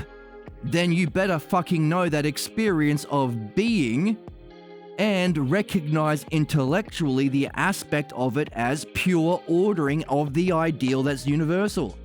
That's justice itself. The implication being, this would be the standard for any politician. What we're experiencing now in the Roman tradition is complete injustice. Because we do not demand real education. It's like saying a doctor, I've got no experience of the ideal of a healthy body. Then how can you be a doctor if you don't recognize the ideal? By the way, you never see a healthy body. Everyone's different. Not only that, you can't just have an image or an experience or a vision of the paradigm. You better understand it too. Otherwise, how can you diagnose patients and prescribe a remedy? That's the job of a politician, to offer a diagnosis and a prescription. This is my diagnosis of the situation we're in as a society. which requires the experience of the ideal in being and an understanding of its aspects and parts, dianoia, and to be able to use both to communicate it, to diagnose and offer the solution. That requires the dialectic. Like a doctor. Know the ideal of the body, recognize the parts, be able to communicate to his subject, all of which comes together to benefit not the politician as he enriches himself, but the object of the art. All of this is philosophy. None of this can happen at school, because the Romans killed the philosophers, burnt down the libraries, shut down the academy, and literally murdered anyone carrying a book, meaning you could never read for yourself. That's our situation. We are playing out the tragic implications of not understanding and addressing the counterattack to the logos. That's why we still have Nazis. That's why we still throw away half of our food when we could feed the whole world. That's why landlords get richer while people die in the street and houses stay empty. That's why there are genocides still. It's fucking stupid. No, it's not stupid. It's completely understandable and rational if you understand the human condition, which happens in philosophy, which requires you to read for yourself. So you hit the nail on the head when you said, hey, it's difficult to get into this because they don't teach you how to read. They teach you how to blindly accept the interpretations and summaries from other people. People who I don't even know. Who cares what Kant thinks? What was his deal? Wasn't he like a crazy Catholic or something? I don't fucking know. So why are we reading Kant at school instead of learning how to read a master of the logos and reading it ourselves and applying that understanding of reading? And that's what we do here. We learn how to read. And we practice it in 4 different ways. 4 different aspects, there's the aspects again, of a single art called philodianoia. Learning how to read the logos in the Balboa translations of Plato. Learning how to master philosophical midwifery and read the philosophical midwifery book, which is what we're doing today. Learning how to read our dreams. It's not dream interpretation. It's not a Oprah's book club dream meaning book or whatever, or some wacky BuzzFeed website. 10 meanings of what happens when you dream about a cat. No. You're learning how to read. You're applying the same dialectic, the same integrity, the same doing my best attitude that you've shared, to seeing not what some dude thinks about your dreams, but what the dream master is saying in his book. We read what Pierre Grimes is saying in this book. We read what Socrates is saying in the other book. That's reading. You're raising your mind to match and to meet and match the level of the author. That's the point. And of course, the 4th aspect is practicing it by sharing it with others as best you can in whatever you're into. Do you make songs? Do you make poetry? Do you make video games? That's mythology, sharing it. The 4 aspects to the one art that we must awaken. If we don't, our species is done. If we do, we have lots of fun. Where's the joy? Where's the whimsy? Where's the childlike wonder, dude?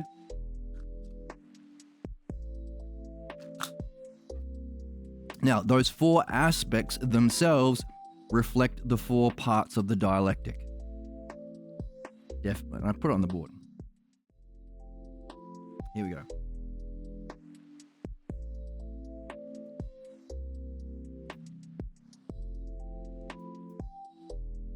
The 2 most basic ideas possible.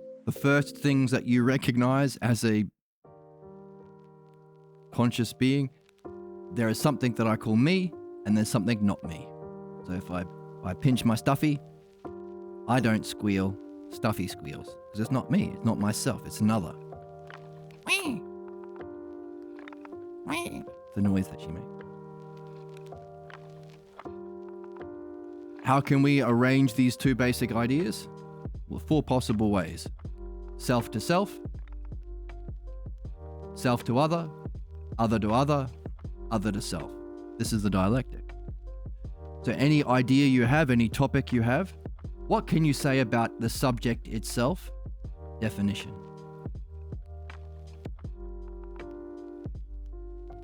Okay, so the first 4 stages in midwifery is under the definition. Give a definition of your problem. What do you think your problem is? Now, within it, we saw A, you give your definition of what your problem is. B, well, the next category, of course, is how does that thing that you've just defined, definition, how does it function to others? Functioning.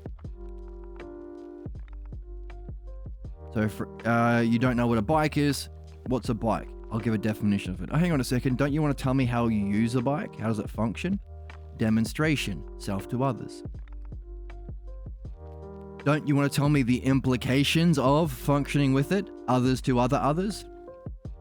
It's, hey, what's a bike? Oh, it's got wheels and a handlebar. Neat. So what? Oh, you use it to get you places faster. Demonstration. That's how it functions. Is that all? No. As you are riding to places, you can take your friends to the shop quicker. You can join a BMX team. You can do awesome tricks and impress the girl you've got a crush on. This is division. Other people might get into biking as well. But having been affected, how do other people then relate back to the bike? People will see how cool you are on your push bike and they will want a bike too. Or the other can be you. You have to relate back to the bike and look after your bike. Put oil on the chain. Pump up the tires. Now I'm using bike because, I don't know, that's an easy example. So what? So this is what we need to see within the 12 stages of philosophical midwifery. You start by giving a definition of your problem. Then you start by seeing how that problem actually functions. As a result of seeing how your problem actually functions, through your past, tied to a root cause in your early childhood, you awaken a new way of being. You get to do a wheelie and impress the girl. Or race really fast and become #1 BMX champion. Only in your problem, the division or the implications of you functioning in a new way in philosophical midwifery is you have a clearer vision of reality. You have less distortions in your past, of your memories of your past. You have a better perception of your current. You have a better perception of your past. You have a better perception of your present because you see that what you thought was your problem wasn't actually a problem. You can use your understanding that you got here in doing midwifery to better see your present by seeing how it plays out in your past in order to have a greater future. That's division. In other words, what we looked at last time was you awaken a new ability to function. You can do sick tricks on your BMX bike now. Do a 160 stalefish nollie dive. Doesn't that sound awesome? Don't you want to do a 360 stalefish nollie dive? and impress the girl you have a crush on? Wow. Wow. Wow. Wow. Wow. Wow. Wow. Only we're talking about being able to reach your most meaningful goals, which could be that. That could be a meaningful goal at the beginning, because as we've been talking about, yeah, definitely you want to, as you reach those smaller goals, as you are now unblocked from what you were blocked from, and you're able to do the things you weren't able to do, like the sick Stalefish 180 nollie dive, you'll come back and you'll share your experience with the friends that you've met along the way, hopefully in this community. And they'll say, oh, okay, go further. Do you want to do your most excellent, by the way, how could you see the dialectic in your BMXing? How could you most fully express yourself? By the way, do you have a nose in a platonic dialogue? You better get your nose in a platonic dialogue. How's your dream analysis going? Are you gaining benefit by going through philosophical midwifery? Could you be gaining more benefit if you're learning the process itself? You're not just a subject, but you're learning the process so you can make sure you're following it well and anticipate where it's going and become a better participant. So shouldn't you be doing midwifery too, as well as the BMXing?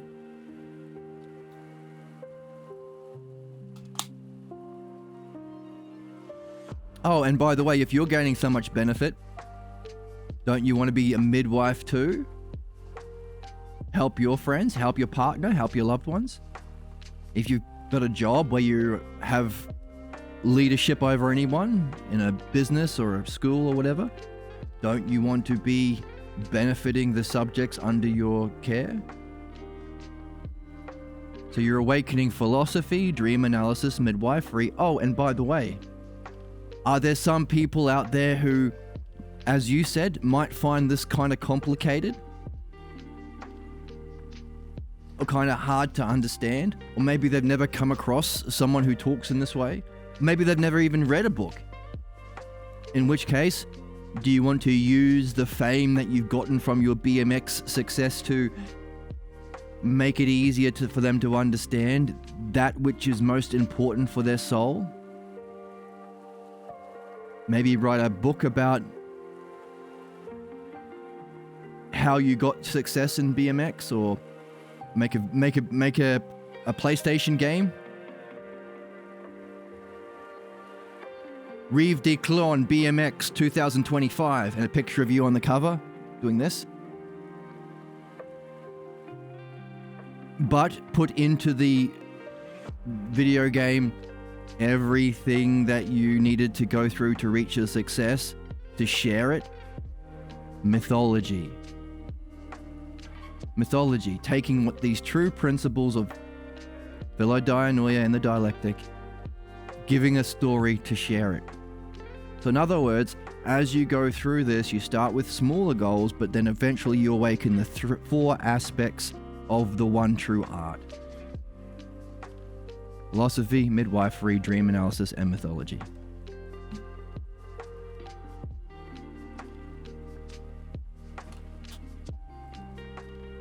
So, there are 12 stages, and last time we looked at how A, B, C, D, E, F, G, H, I, J, K, 1, 2, 3, 4, 5, 6, 7, 8, 9, 10, 11, L. So these are the 12 stages in midwifery that you go through. And last time we looked at how the first four is itself a dialectic.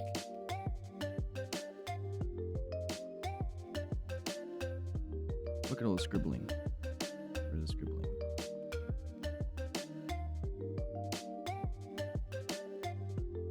But what's interesting about the dialectic is the conclusion. Look at the conclusion. It's other back to self.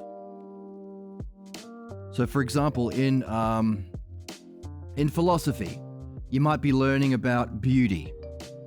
and you're only about 4 pages in or 5 pages in, but you've got enough to, practice a dialectic.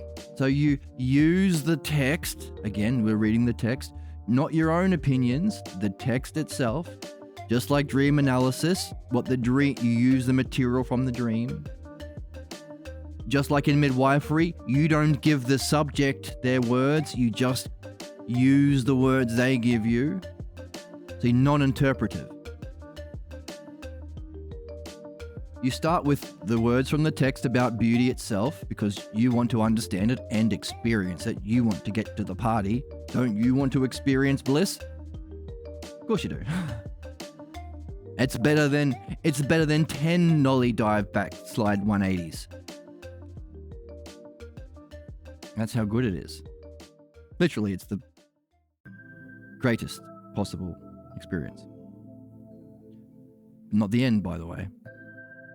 Anyway, so you start with a definition of beauty. You talk about how it functions using what you've seen in the text. You apply it to a division. Maybe you apply it to something significant from the text. The conversation with Diotima, or relationships, or your use in midwifery. Because hey, if our pathologos is tied to a teacher who we thought was beautiful, do we want to use that understanding in our midwifery to better free ourselves from that false image? And as a result of that division, you come to a new conclusion, a new synthesis. That's the last part has 2. Conclusion has 2 aspects. So from these divisions, you might find an idea that brings everything together, or an idea that's universal, or repeating theme, or something that's more primary. Whatever you think, it's yours. That's synthesis. You synthesize everything you've gone through from here. But then you do analysis, which means you bring it back to the top. That's others. This others here is what unifies those others, and you take it back to the self, back to the start. Self to self, definition. Self to others, functioning or demonstration. The implications of that to other things, division. And from those divisions, bring it all together, unify it into something, and bring it back to the start, other back to self. Now you've got an upgraded, leveled up definition of beauty. You have grown. You have improved. You now see beauty in a better way. You have leveled up. Wow.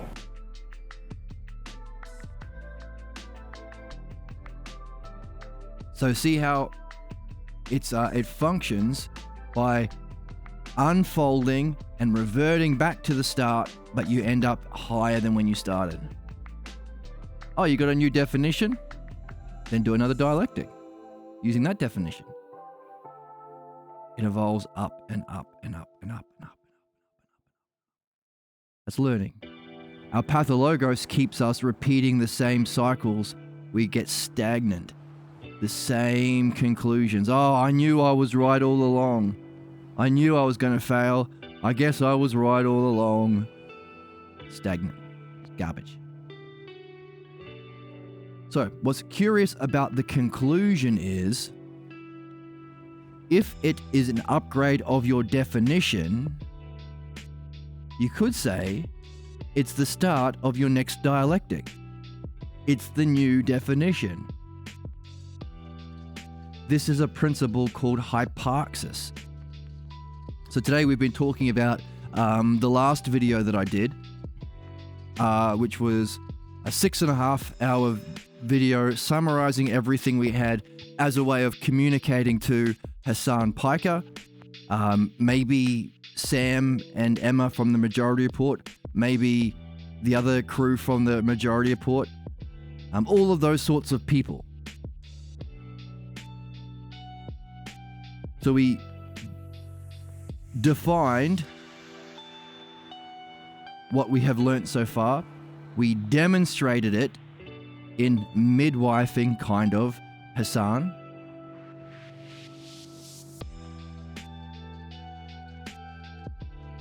And we were saying, well, these are the sort of people that we're interested in talking to because they are people who are already demonstrating a love of understanding.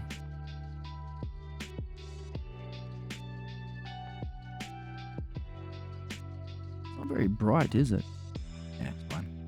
In the physical realm.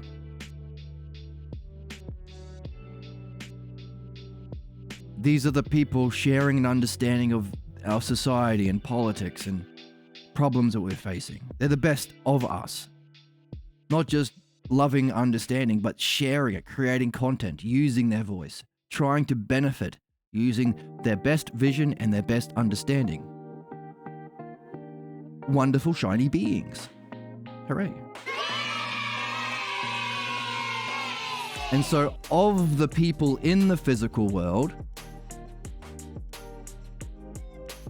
using their physical senses, see? They're eye peepers, they're nose sniffers, they're tongue lickers, they're ear hearers, and they're fingy touchers.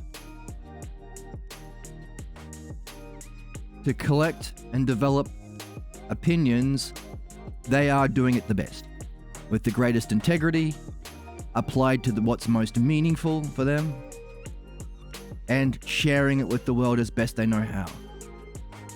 So in other words, of human beings, they are at the top of the pyramid. Yeah. And of course, there are others that, I don't know, maybe might be open to this. Often people who show a great care, maybe for animals, people too, especially. But even people who care for animals and are doing their best to share that care, not just caring for animals, but understand. Not just understand and care, but to share it. They're content creators sharing an understanding and a love of care. So these are all best sorts of people. At the level of philomathesis, or philo means love, mathesis means learning. Lovers of learning. But why I'm talking about that now is because there's some people down here who are not interested in benefiting, they're interested in scamming people. That's the majority. They think life's about manipulating and scamming people to make money or to get famous, that kind of shit. There's much more of them down here. And then there are people who start to learn, but they learn about how to, I don't know, play the stock market, or learn about how to, I don't know, do something physical, dig holes or something. It's better. I mean, learning how to do something physical is better than trying to learn how to scam people. But the thing about hyparxis is, it's the principle that the top of this level is also the beginning of the next level, allowing for our growth or evolution. This is in all systems. There's a famous principle called, I think it's O'Brien's principle. There is no system that's completely self-contained. That's complete within itself and self-contained. Meaning, if you have a complete system, like a good example of that is Euclid's Elements of Geometry. It's a complete system of understanding geometry, but the principle is you can't be complete and self-contained. In other words, to begin geometry, you have to trust a higher principle or axiom just to begin to play. Like the first, in Euclid's geometry, the first thing you're asked to do is, by the way, Euclid's geometry is how can you create a complete system of understanding geometry, all like two-dimensional mathematics, with simply a straight line and a compass. That's it. Now, to begin the game, you need to accept certain axioms or principles that you can't prove in the system. I'll give you an example. The first thing you're asked to do is, on a given straight line, AB, whoops. On a given straight line, AB, construct an equilateral triangle. How do you do that? It's just a ruler and a compass. Well, on a given straight line, you can create a circle with the center A. Like that.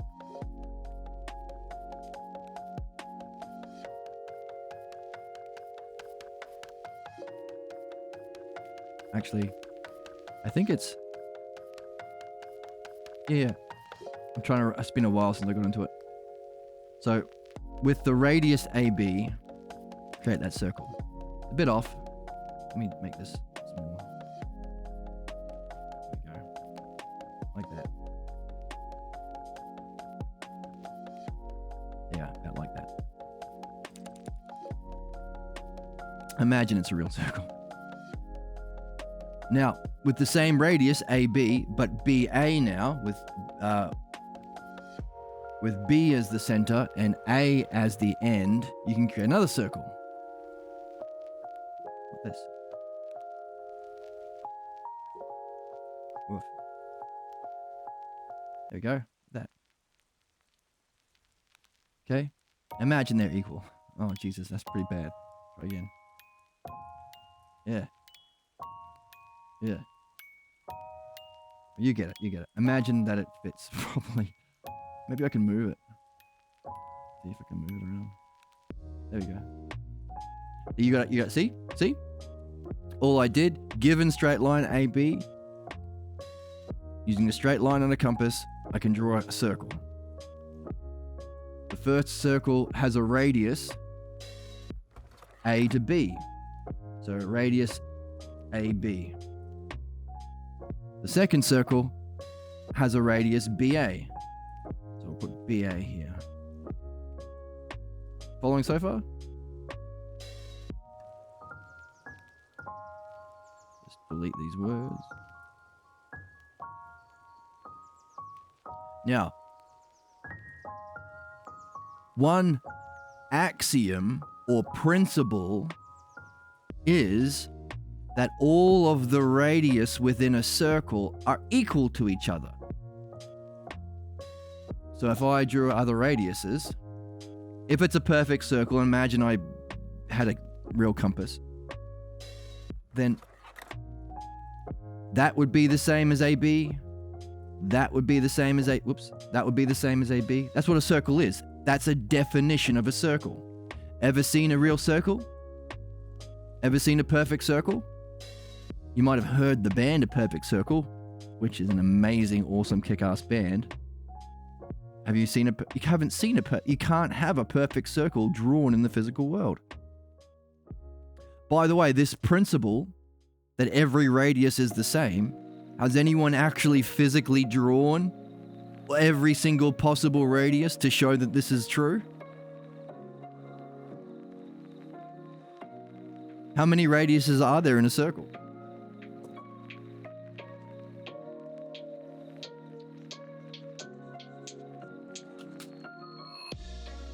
Infinity, right? You can't do it. You have to take this principle for granted just to play. You can't prove it. It's a kind of trust. The opposite of what we are discovering in philosophical midwifery. Because in philosophical midwifery, we are uncovering that we are carrying a kind of trust about what we think we are. That's why no one plays at the moment. Why we have to wake up this game. No one reflects on themselves. Trump, Putin, Yahya, Palestine murderer, what's his name? Benny Yahoo never reflected on themselves. They think they know what they are. They think they know what reality is. They think they know what the good is. The most ignorant. Not only them, the random guy at the pub. The cute checkout girl at your supermarket. They think they know what they are. They're not in this game. Why we reach out to certain sorts of people who already have a love of understanding and a desire to do their best, to give them the motivation. When Obi-Wan Kenobi went to Luke Skywalker, said, "Look, you need to stop Darth Vader." He needed to be a certain kind of heroic character to accept the challenge and want to go out. He didn't know he was a Jedi at the beginning. He had to trust something he couldn't yet see or prove. He would only prove it once he became a Jedi Master. That's what we're doing here. You can't prove that self is. You can't prove the dialectic and the logos is the fundamental paradigm. You can't prove that the Philodainoia is the one true art we all necessarily have to follow. But you can have good reason to trust it. In fact, you have to trust it just to play. And again, you have to be sort of person who is already seeking their meaningful goals.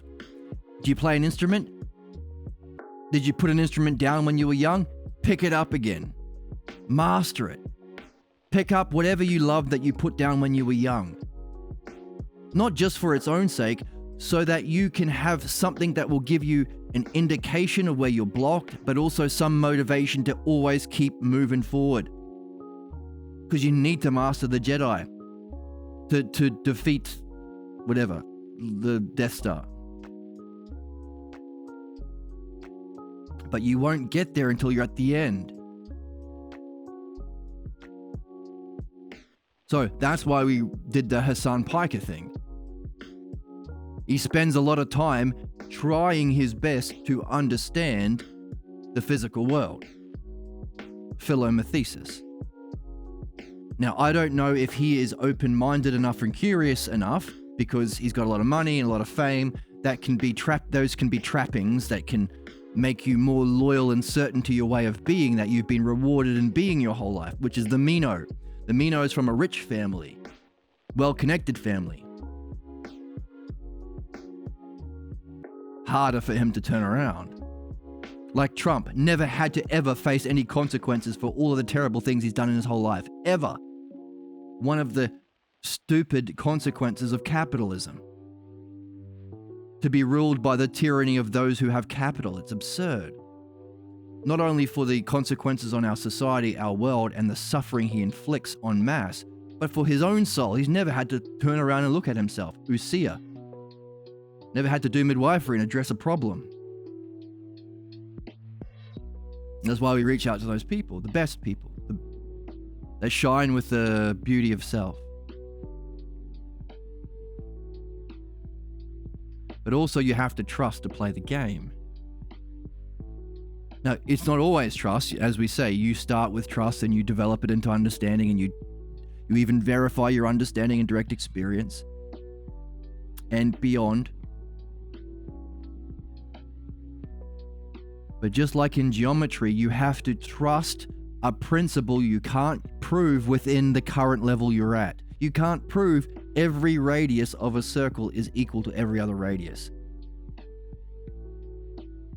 But you need to start. You need to trust it to begin with. That's a principle. There's another principle you have to trust, or an axiom.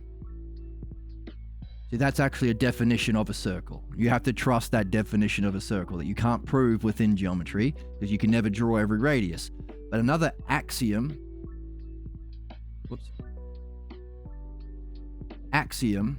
a kind of principle from a higher order system that you can never prove, is needed to finish this game. Because we don't have an equilateral triangle yet. We only have a straight line given to us.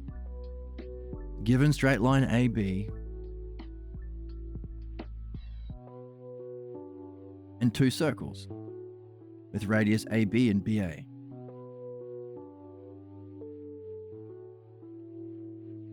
how do we create an equilateral triangle? We have to take the axiom that things that are equal to the same thing, like a stick equal to this stick. Let's draw it. So if this stick is the same length as this stick, and this stick is the same length as this stick, then the stick A is equal to stick B, and stick C is equal to stick B. Then therefore, can you finish it off? You got it. Stick A, which is this stick going that way, must also be equal to stick C.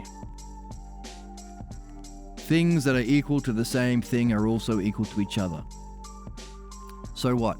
Well, we know that, we are trusting, just to play the game, that all radiuses within the circle are equal, which means we can create another radius with a line here where they intersect here. We'll call that C, and we'll use a different color. No, we want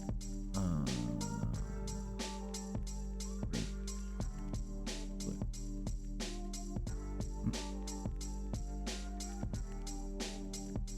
We'll call this point C, where they intersect, and we'll draw a line that goes from C to B,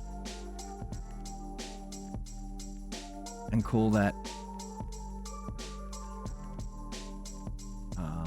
BC, let's say, and draw another line that goes from A to C, which is its. See how AC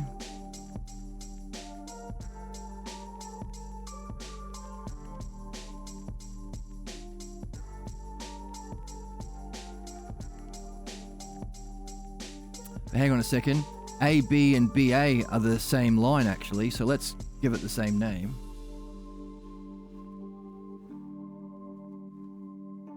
So with this principle here, this line here, AB, is equal to BC. These two are equal because that's our principle of a radius of a circle. And from this circle here, this big circle on this side, AB and AC are both radius, so they're equal. So if AC is equal to AB and BC is equal to AB, therefore, using that axiom, things that are equal to the same thing are equal to each other. Therefore, in conclusion, AC, because it's equal to AB, must be equal to BC, which is also equal to AB. Therefore, we've constructed an equilateral triangle just using a ruler and a compass, and axioms or principles of a higher order we have to trust and take for granted to play the game.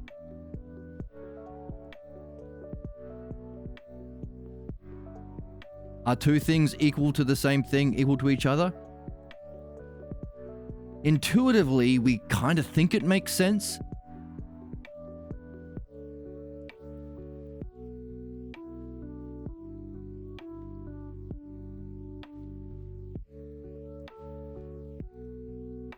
Like if the green light in your road manual when you're learning how to drive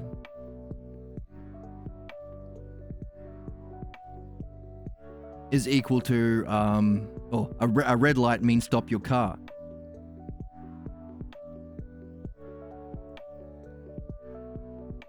Does it work? Two things equal to the same thing. Each other. Yeah. And you come across a green light that's equal to or similar enough to the green light in your textbook. So they're equal to each other. Oh, this new green light must also mean stop. Oh, sorry. The red light in your book means stop your car. And you find another red light when you're driving. Oh, same red light, they're equal. They must be equal to the same thing. It must also mean stop your car. You've never seen this new red light. but it's equal to the last one. So things that are equal to the same thing, or equal to each other. Yeah. So you can apply that principle. Oh, I better stop my car here as well. So we take it for granted, but can you ever prove this in the physical world? You can't in the physical world. Does that mean that you can... What does that mean?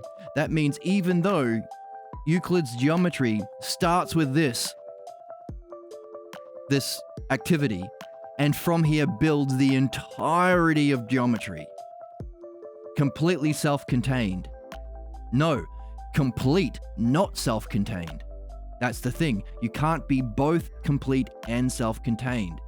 You can create a complete system of geometry, but it's not self-contained because you pull an idea from a higher system, a higher realm. Meaning, when you get to the end of geometry, you can look back and go, hang on a second, I completed my understanding of this realm, 2D geometry, but the whole thing was predicated on a higher principle. Where the heck does that principle live? Now that I've done all my work here, I've seen everything that's needed to be seen. I can be content in my understanding of this realm. What the heck is that principle about things being equal to each other? You can upgrade, you can level up. Necessarily, there's always a ladder up. This is why any group think like a political party, like the Republicans right now. They are trying to never ever they're trying to prove that they're welcome to the follow, and they're never ever wrong. They have all the answers. It's all self-contained. All you got to do is be a MAGA. No. The fact that you need a higher system, a higher way of thinking, isn't a flaw. This is why punishment is stupid. Not to be, you didn't know everything, so you should be punished. No. The fact that everything has a ladder, has an attic, a ladder up to an attic, means whatever you begin your interest in on this world, whether it's becoming the best BMX rider, becoming the best musician, whatever you love, pick it up. Whatever you put down as a kid, pick it up again. Get into it and master it. Because you'll realize when you get to the end, there was something you required just to play the whole time.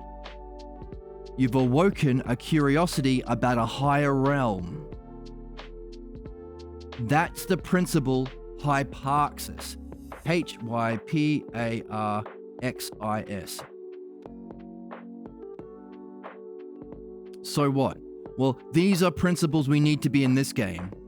Everything we've said about the logos and about there being one art and one spiritual method and one system of learning that can unite all of humanity, that can take us through every single level of human evolution, every spiritual experience, every level of understanding.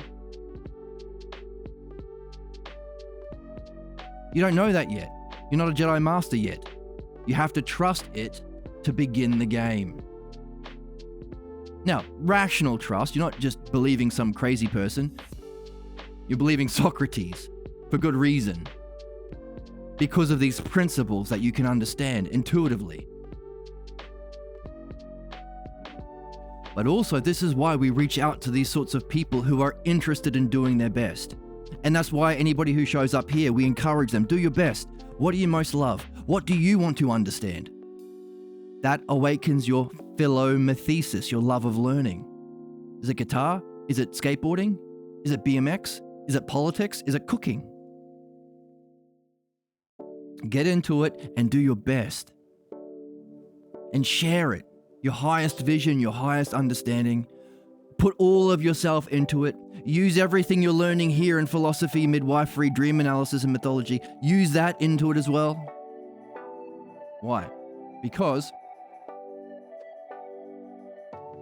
the realm of learning in the physical realm is where we start. The physical realm of our senses. But as you get to the top, wait a minute, I think I deleted something I shouldn't have. There we go. As you get to the top of philomathesis of the physical realm, you realize, hang on a second, that axiom, things that are equal to the same thing are equal to each other. Have you ever seen anything equal to the same thing? I mean, what do I have on my table?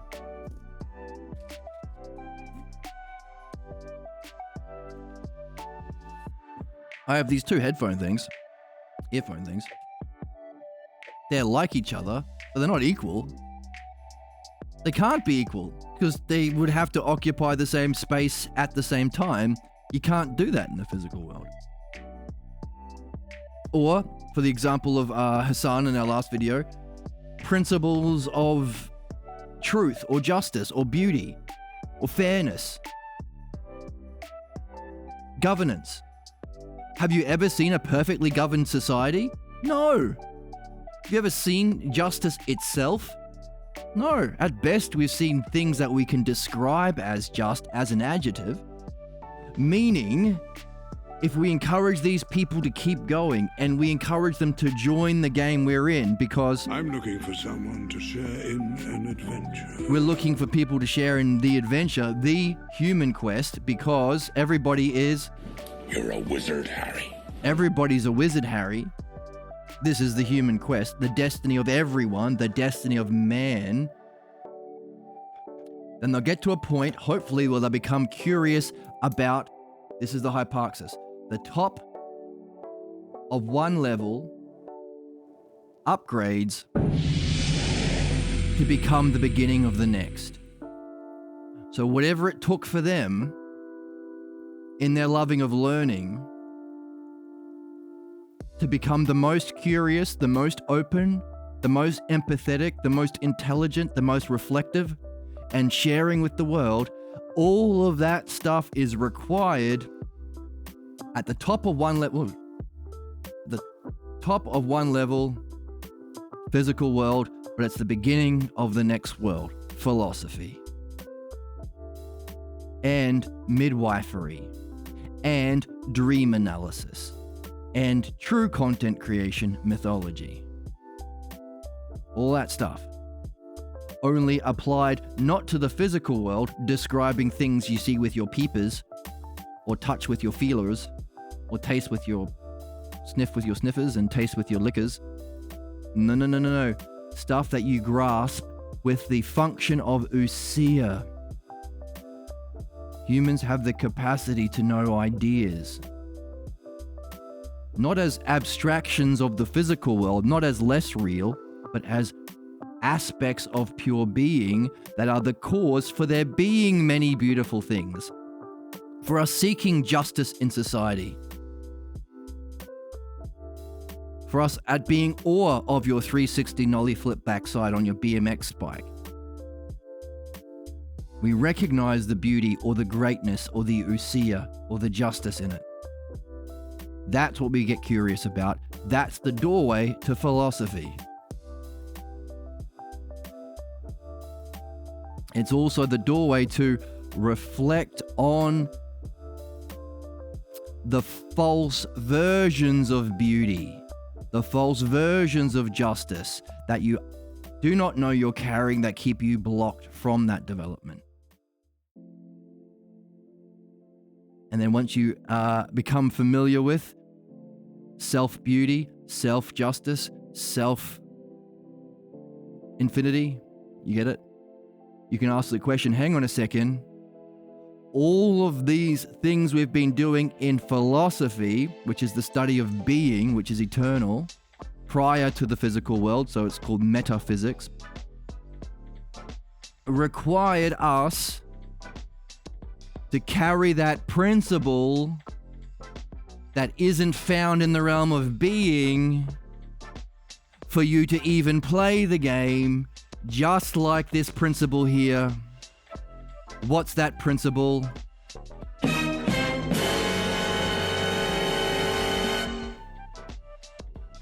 You got it. The self. Self-beauty, self-justice, self-equality, self-sameness, selves that are equal to the same self or equal to each other. We're using the word self a lot, aren't we? By the way, all of those experiences in being, yes, profound, yes, eternal, yes, all of that makes it super, super fun. Yes, the model of justice. You'll never see a physical world like this, but you can get close if you're using this as the model. Just like you'll never see the perfection of beauty, but you can the more you get into philosophy, the more you can recognize people who are closest, reflecting the true beauty. By the way, does something have to experience it? Therefore, is that thing experiencing this an object of experience, or is it the experiencer? Therefore, at the top of this level, we have another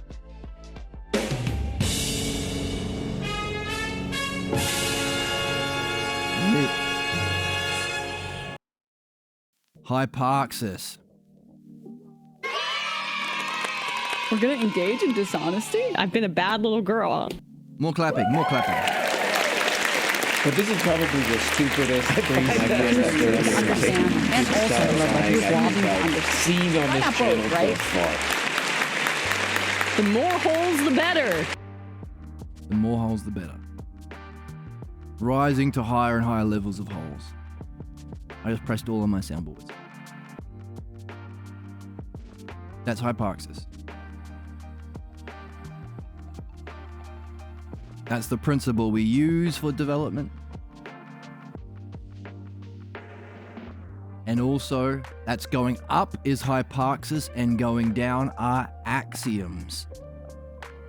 Going down are the principles from a higher order allowing for our development up, or the unfolding through axioms that we have to trust while we're still a young Luke Skywalker on the moisture farm, a young Harry Potter under the staircase, a young Katniss in before she eats all the food at the Hunger Games. I've never seen that movie. But we start on a level down here using the axioms that go down, allowing us to return through hyparxis. Both require a kind of trust, as well as an eagerness to trust not only the principles of the axioms, but to trust yourself. Self being the hyparxis that goes all the way up, but you trusting your self goals, your self vision. You can do it. You can share it. You can have a vision. You can make a better world. You can do the best nollie flip backside on your BMX.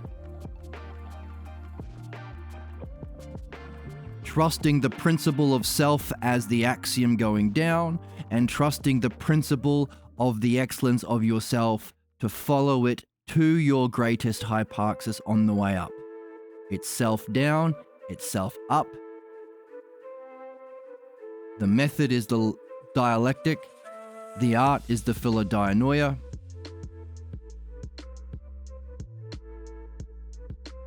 And that's the human quest.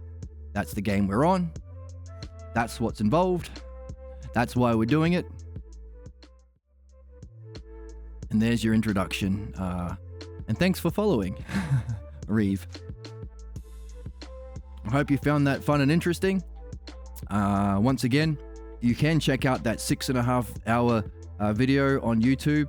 Hassan Piker, owned by philosophy. Epic owned his bitch ass. And you can go through it at your leisure. We break down all these ideas in greater depth. Need to go to bed. It's 3 a.m. here. Oh, well, thanks for hanging in there. I'll be around and I'll check out your YouTube content, which looks quite gigantic. Yeah. Well, that's the thing about Right Opinion. You have to keep refreshing it every day until, of course, it's yours. But yeah, jump in wherever you like. And we're about to, actually, you've joined at a good time because we're about to start a new Platonic dialogue soon. I'm not sure whether, I'm wondering if we should do a Platonic dialogue or we should read a new book, which is a different kind of a dialogue, It's called Jesus and Socrates, A Dialogue in Heaven. Written by not Socrates, but another master of the Logos and Philodainoia, the author of this midwifery book. So, yeah, maybe you've come at a really, really good time. So, I hope you stick around. I hope you have fun. And, yeah, I hope you are curious about seeking the excellence of whatever thing you're most interested in that maybe you've dropped in your past. Go back, pick it up, and get right into it. Have the most fun. And of course, share your fun with us here. You can join the Discord. You can like and subscribe on YouTube. You'll get a note on Twitch as well. You get a notification on Discord when we go live. And yeah, the whole point is to share that this fun game, the best game in town and the noblest game. It's self all the way down that you trust, and it's self all the way up. Thank you once again, and I will see you in the next one. See you in the next one.